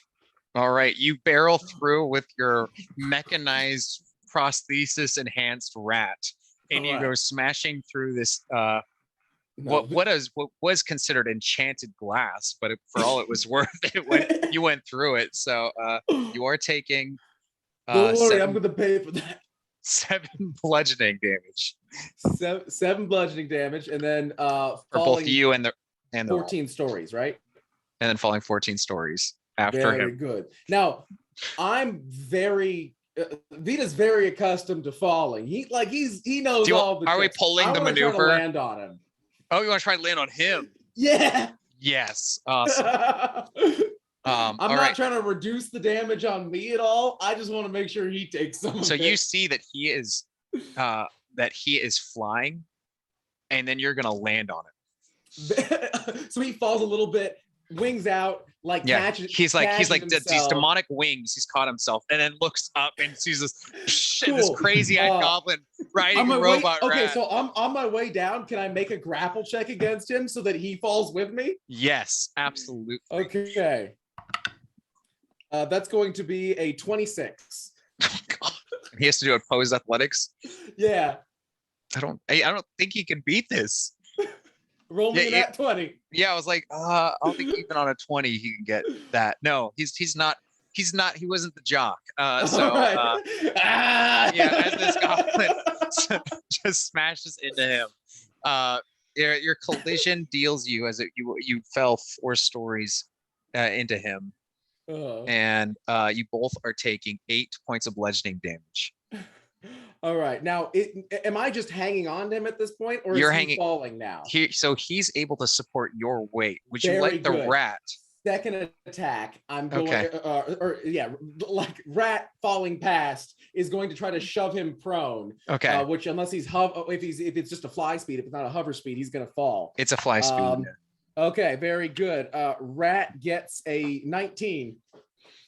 God damn it, you guys. The rat hits him. I'm gonna try one villain point so this doesn't end with the rat body slamming him to death. Oh, thank God. I got a 19. And All right. I'm adding something. So yeah, okay. That was a good villain point. As the rat hits him and bounces off. Now I'm gonna use my second attack and I'm gonna try to shove him prone. Oh God. That's going to be a 22. He's got to beat. All right, he has a chance. He fails, and I'm not going to spend the villain points here. So let's just imagine as you basically land on his wings and just kick the tendons on his back, and you just hear this like I just grab him by the horns and I'm jumping on the on the joints. Yep, and you're jumping on the joints, and they collapse and fold in, and you guys are falling. Taking so you guys aren't taking the full 14 because you were down 4 stories, so it's 10. 10 And go ahead and give me an acrobatics check to try to see as you're falling. You're gonna try to steer each other. All right, yeah. To see who can spin on top. So acrobatics. Oh man, I'm not so good at these. He's good at this. That's gonna be a 5 for me. All right. Do you want to reroll? Or are you good with that? With 4. No, I'll take it. A 5 with what? He said that's gonna be a 5 for me. I didn't even see it. Damn it. All right, you guys barrel, and he manages to position to be on top of you. So you are taking the majority of the damage here. It's okay, it's fine, yeah. It's fine. It's fine. He is still grappled though. He is still grappled. You're not going nowhere, man. Clearly. So you are taking 35 bludgeoning damage. Okay. And The second time we fell at least 100 feet. This is their strategy, man. All right. And he kind of lands on top of you. He just bounces. Oh, God. And you're holding on to him. Oh, man. This is your first time falling out the building? Today? Yeah. That's the best part. Is like, this is even your first time today. Who the hell you are. But you have fucked up royally. Trying the police. Yeah. What? Prometheus, your turn. Okay, how far away are they? From your position, 10 feet and then 140 feet. Yeah. Okay, so my movement speed is 40 right now, so I would like to go out and grab onto the climbing tools we were using and start climbing down. And I want to get as far. You tell me how far I can get. Give me an athletics check. Okay. Natural 20. All right. You can use the rest of your movement speed, so 30 feet. Okay, so that gets me to, would that be 110 feet away? 110, 11th story. Yeah. I'll just double move. Okay. Give me another athletics check. Okay.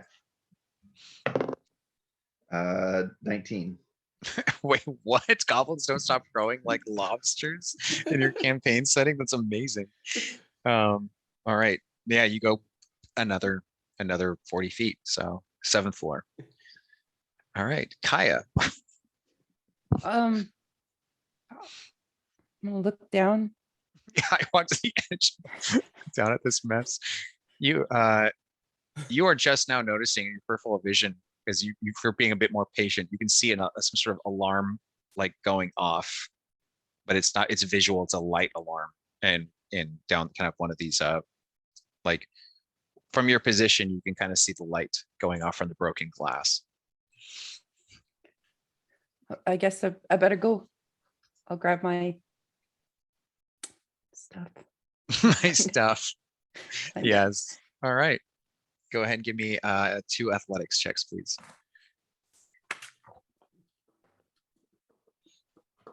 The nat 1. Oh, do you want to reroll? Because we got 4 left. I feel like that's one I should reroll. That's definitely one you should reroll. Unless you want to just pile drive onto the Unless you want the shortcut down to where this I mean, this is happening. faster, Hey, right? don't worry. This It's pavement the is faster much and softer. and you have the much- chance to land on him. It's much softer than the sort we're used to down in the bottom levels. I could land on them. Yeah. Yeah. Oh, Join the okay. party. Yeah. Or okay, Yeah. give me an acrobatics check to steer your fall. And we've Okay. established that that he's on top of me. He at is this on point. top. It's gonna be a sandwich. No one expects the 19. second person to fall on top. 19. Make an attack roll with advantage. Yes. This is so ridiculous. My favorite. This Oh. is my favorite one shot. That's a 1 again. With advantage? Oh, Yeah. I was like, wow, 2 1s. Dang. yeah, no. It's 17. Oh, Uh, 17 total. 27. 20. Oh, geez. Okay, yeah. You come down on him. So you kill him. Yeah. Oh, There's no. Yeah. Oh, how's it go? For I have the me? curse. You have the curse. Oh, Oh, whoops. But you're also taking half of this just from the fall as you do land on it. Wow, I rolled really low. That's really good for you. Like that's insanely unlikely low rolls.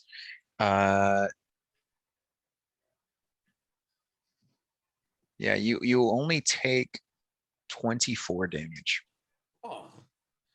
Like I say, You it's the should be soft jumping out of pavement. buildings all the time. This is so Right? much faster. I don't know why Honestly, I've been doing this for a my while. future characters will just never worry about gravity at this point. But you do kill him, and you are afflicted with his death curse as you kind of land on his back, and you hear this crunch, and he just yells, "Damn you!" And this like aura of energy transfers from him to you in a green, kind of like a Necron tier plasmic green that soaks into you. I'm gonna pull out a jeweler's saw and start cutting his head off. Okay, pro tip, you guys: when you kill somebody, always cut their head off and make it a lot more expensive to bring them back to life. That We is don't so. We I don't love want this guy coming back after us. Oh my god.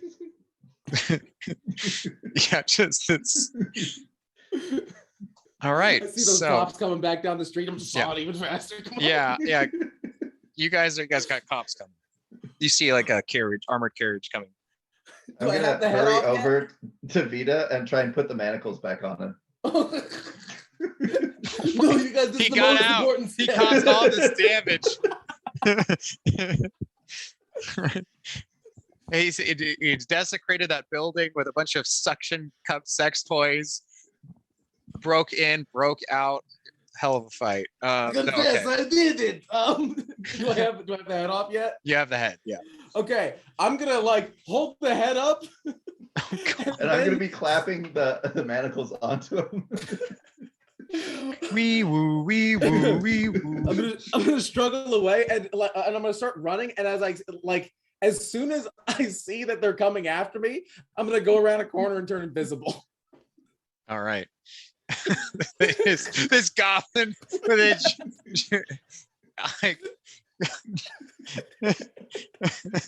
I need a moment. I need a moment. I haven't had one of these moments since like Kyle and I 10 years ago played in a game that kind of caused this much chaos. But this is amazing. Oh my god. What notes? Why notes? Why notes? Why not WWE moves out of 14-story buildings? Oh, I love it. This is the best. Yeah. Isaac will be returning, you guys. Kyle, like this. and then just runs and go invisible. All right. At that point, the equivalent of this like city SWAT team comes up, and they're kind of got their kind of looks like blasting rods pointed at you, Kyle and Kaya, with several of them running kind of off into that alleyway, and they go, "Report what happened here. Brief, clear. You lie to us, we'll take you down." the criminal was able to ascend into the office, broke in, and forced him out, and somehow tackled him to the ground from that height. I was just trying to apprehend him when he fled. 1 second. We want to get a zone of truth on this. And then one guy says, yes. All right. And they kind of takes this like little ball and like rolls it while they kind of still have their weapons on you. And this like light kind of appears underneath you guys. And you guys are in this kind of cylindrical aura of light. They go, all right, repeat that statement, please. I was trying to apprehend him after he broke into the office and somehow was able to tackle the judge mid-flight to the ground. Is that Lucius? Oh, God. And one guy goes, oh, just get your shit together, Johnson. Get out of here.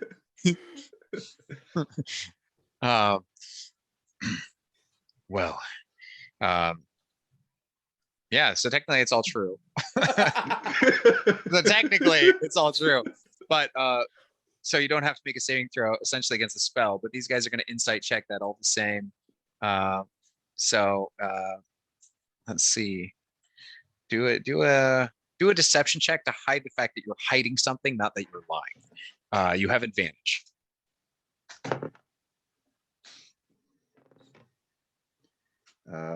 Total of 20.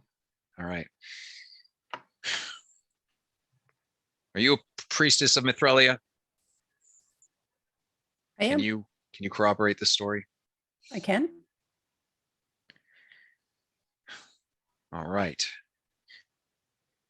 What were you doing here? He was escorting the criminal. And how did it get so out of control? Why is this judge's head is sawed off? I just say I am not sure. You have failed as a guardian unit. Your serial number will likely be stripped of all responsibilities, and you will no longer have your responsibilities as an officer. Acknowledged. All right, we're going to need a detailed report. Why was the suspect in custody was able to get an assassination attempt off on a judge and then had time to saw his head off? How did he have a saw? I am unsure. Unsure is not good enough. We need details. Did you search the suspect prior to bringing him into custody? I did not do a thorough enough search. Oh, there's going to be hell to pay for that. My only last question is, why didn't you just take him straight to the precinct, which is behind us? Why here? This was the address I was given. From whom?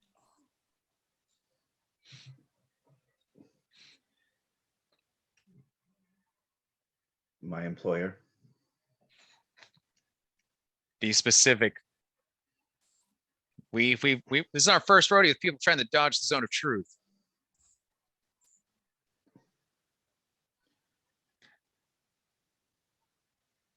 I will go into an inactive state as a warforged.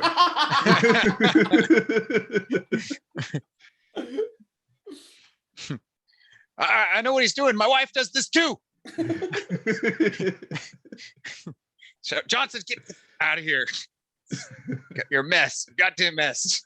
Disgrace to the team. All right. You. Identify yourself, priestess. My name's Kaya.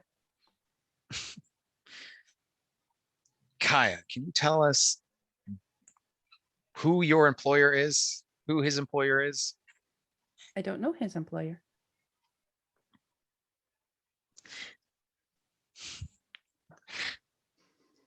This is a tricky one. Because technically Balthazar didn't hire you. Which means if he has an employer, you wouldn't know him. right? Yeah, Balthazar- Balthazar isn't paying us. He is paying He you, just so told he's us where we can find something. Yeah.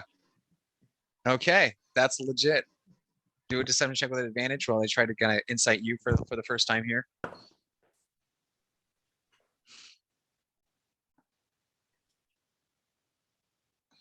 $19.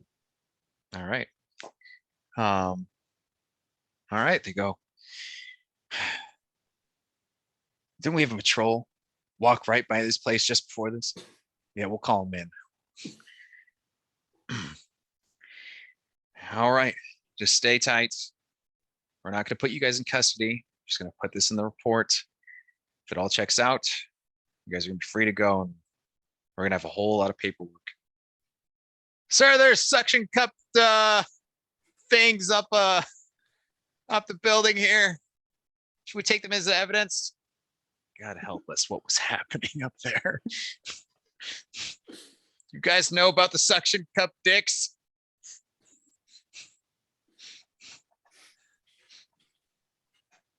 I'd like to chime in invisibly from somewhere down the street. Hey, has anybody seen the hacksaw? It's about yay big. Get him, boys! Activating see invisibility visors.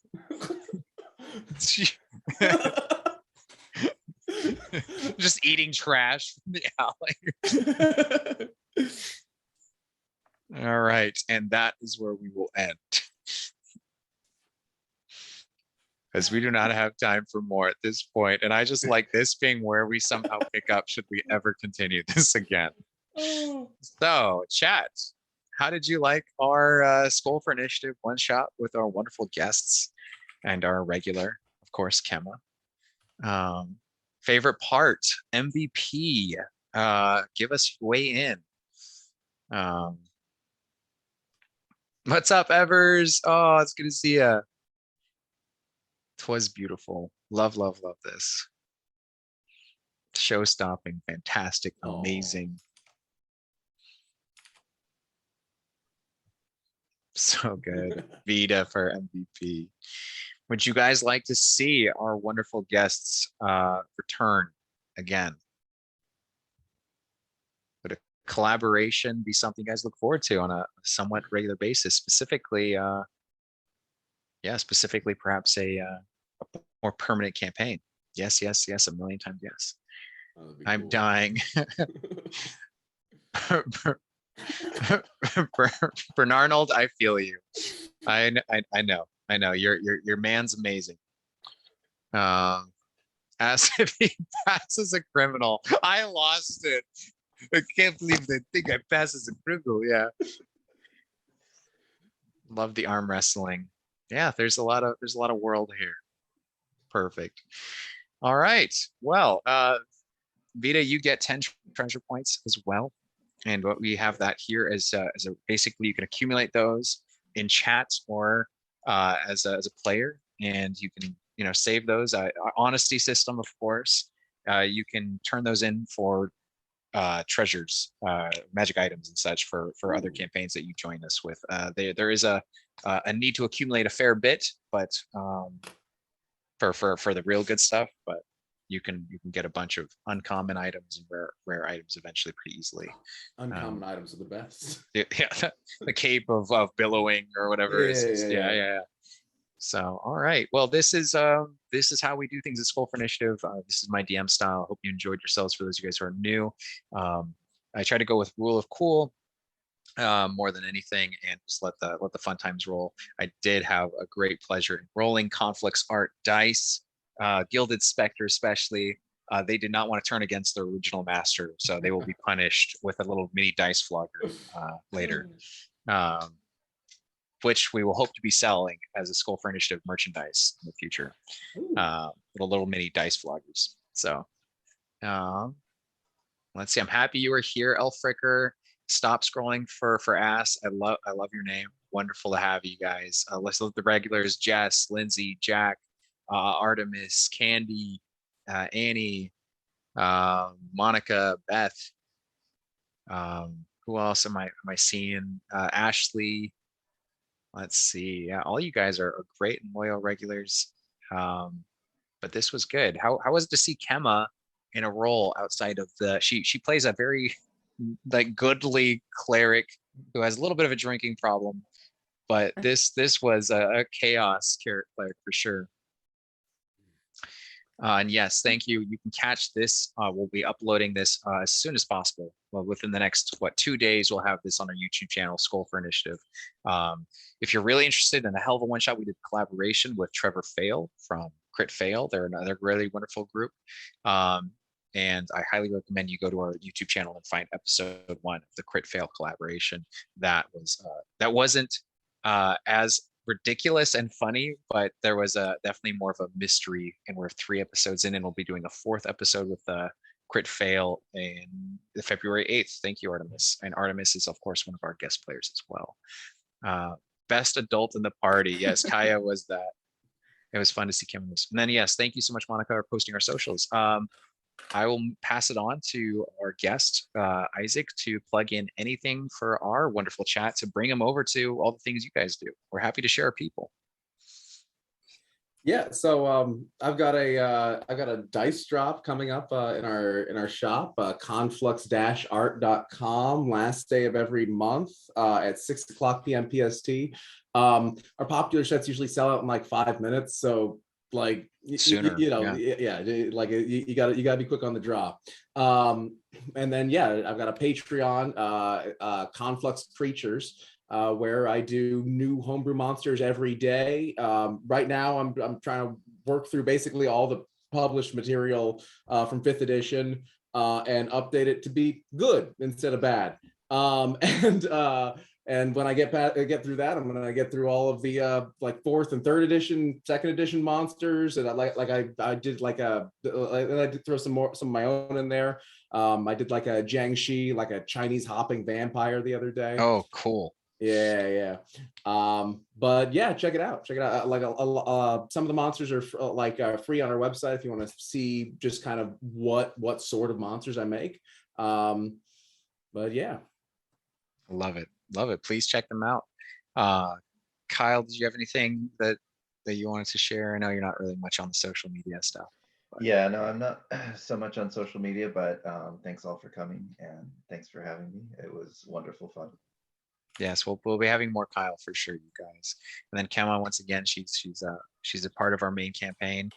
But yeah, I'm getting plenty of ideas for future campaigns. Speaking of future campaigns, tomorrow we have a campaign, another continued one shot that is going to be 6 p.m. Pacific Standard Time at this channel. So if you guys are hoping more, we got that. And we're also starting a brand new one shot group Saturday, the next day, 6 p.m. Pacific Standard Time. And we would love to see more of the Chaos Conflux crew. I don't know what to call you, you fluxers. But we'd love to have you guys all the same. Boom. I love that plugin. Yeah, check them out. Please follow everyone here on their respective, Insta stuff or social media presence. I know that Kyle and Kemma really don't have it, so I guess it'd just be a mutual love of the D&D DMs here. So I'm a proud fluxer. Yeah, mother fluxers. I love it. In any case, as a closing kind of thing, what we do here, we do 2 things. One is I read one of my poetry because I'm publishing a poetry book. It's actually in the works. The first editions are going to be being sent out by the end of February. I'm pretty excited about that. I'm pretty proud of my first published work. So I'm happy about that. And then we'll close out. Oh my God. What are the odds of Diesel Shot popping in? Raiders, what's up? What's up? Oh my God, I'm so excited to have you guys here. Welcome. We just are winding down and going into reading a poem of great magical powers, words of power, as all dungeon masters and storytellers know. So here we go. I'll make this quick. It's called The Man of Wood and Wine, not a euphemism. I hold to an old belief. I was told I would receive reprieve in sleep. My mind rewinds time, while time untwines ties, and I am unraveled in the grasp of vintage wine and lies. a keep of my own design constructed in sacred stone, a bastion fashioned in history where my mystery is known, my opera house, my phylactery. My brightest memories have shone, a temple between the temples, a place to atone. Deep in this wood grown from the seeds I have sown, every tree, a face or a place I've called home. And this is where you will find my life force, here in the voices of different timbers, in the campfires I once sought such warmth, once roaring, now embers. This taste of iron in my mouth reminds me of those cold nights in older Novembers. So what harm are these things between the sun and sky? What good are the wings when I have no room to free them? What good are the words when the day comes there is no one to read them? But I am not a man of my past, nor am I the music of my poetry. I am a carefully crafted construct of uncaring chemistry. So take care of you, those of you who have taken care of me, as you are always welcome in these woods, you travelers of destiny.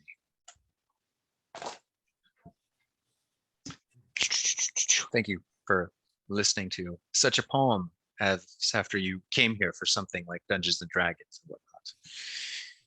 I don't know what you're talking about. Dungeons and Dragons don't know it. Anyway, we just finished our amazing one-shots with a collaboration with Confluxart. Isaac played the amazing Vita, and you can check that out as we posted on our YouTube. So if you missed it, please, this is one you don't want to miss. If you're popping in now, go to our YouTube channel. We'll be posting it within the next 2 days. And you guys will be absolutely floored by the comedy. What started off as good cop, bad cop quickly became God. Like, I don't even know where to go with what the description. How would chat describe what happened? You guys tackled a judge out a window and cut his head off with a jeweler's saw. So a 14-story window at that. That's all I'll say. If you guys want to see that happen, boom. All right. Well, grab a drink, everyone. We're going to finish our tradition by cheersing out, and we'll be rating Maddie Morg's Passing on the Love for the Raids to another. A mission that went sideways. Yes. 2 people got off a train and go on a city tour with an awful little man. I love that synopsis. All right. So Skull is a cheers, a toast, a greetings, a goodbye. And we always want to end our sessions by grabbing something to drink. Make sure it has a liquid in it. It's bad luck if you drink out of an empty toast on this. So with that said, I'd like to express my gratitude towards people who are willing to take risks, do something that isn't in their comfort zone, maybe just be able to express themselves in collaborative storytelling without any ego. And that is when I think the greatest awesome things come out to play is when I get to be humbled and work with another amazingly skilled DM who makes me better. It's iron sharpens iron kind of thing, as well as to be able to play with the people I actually feel the most comfortable with. So Skull,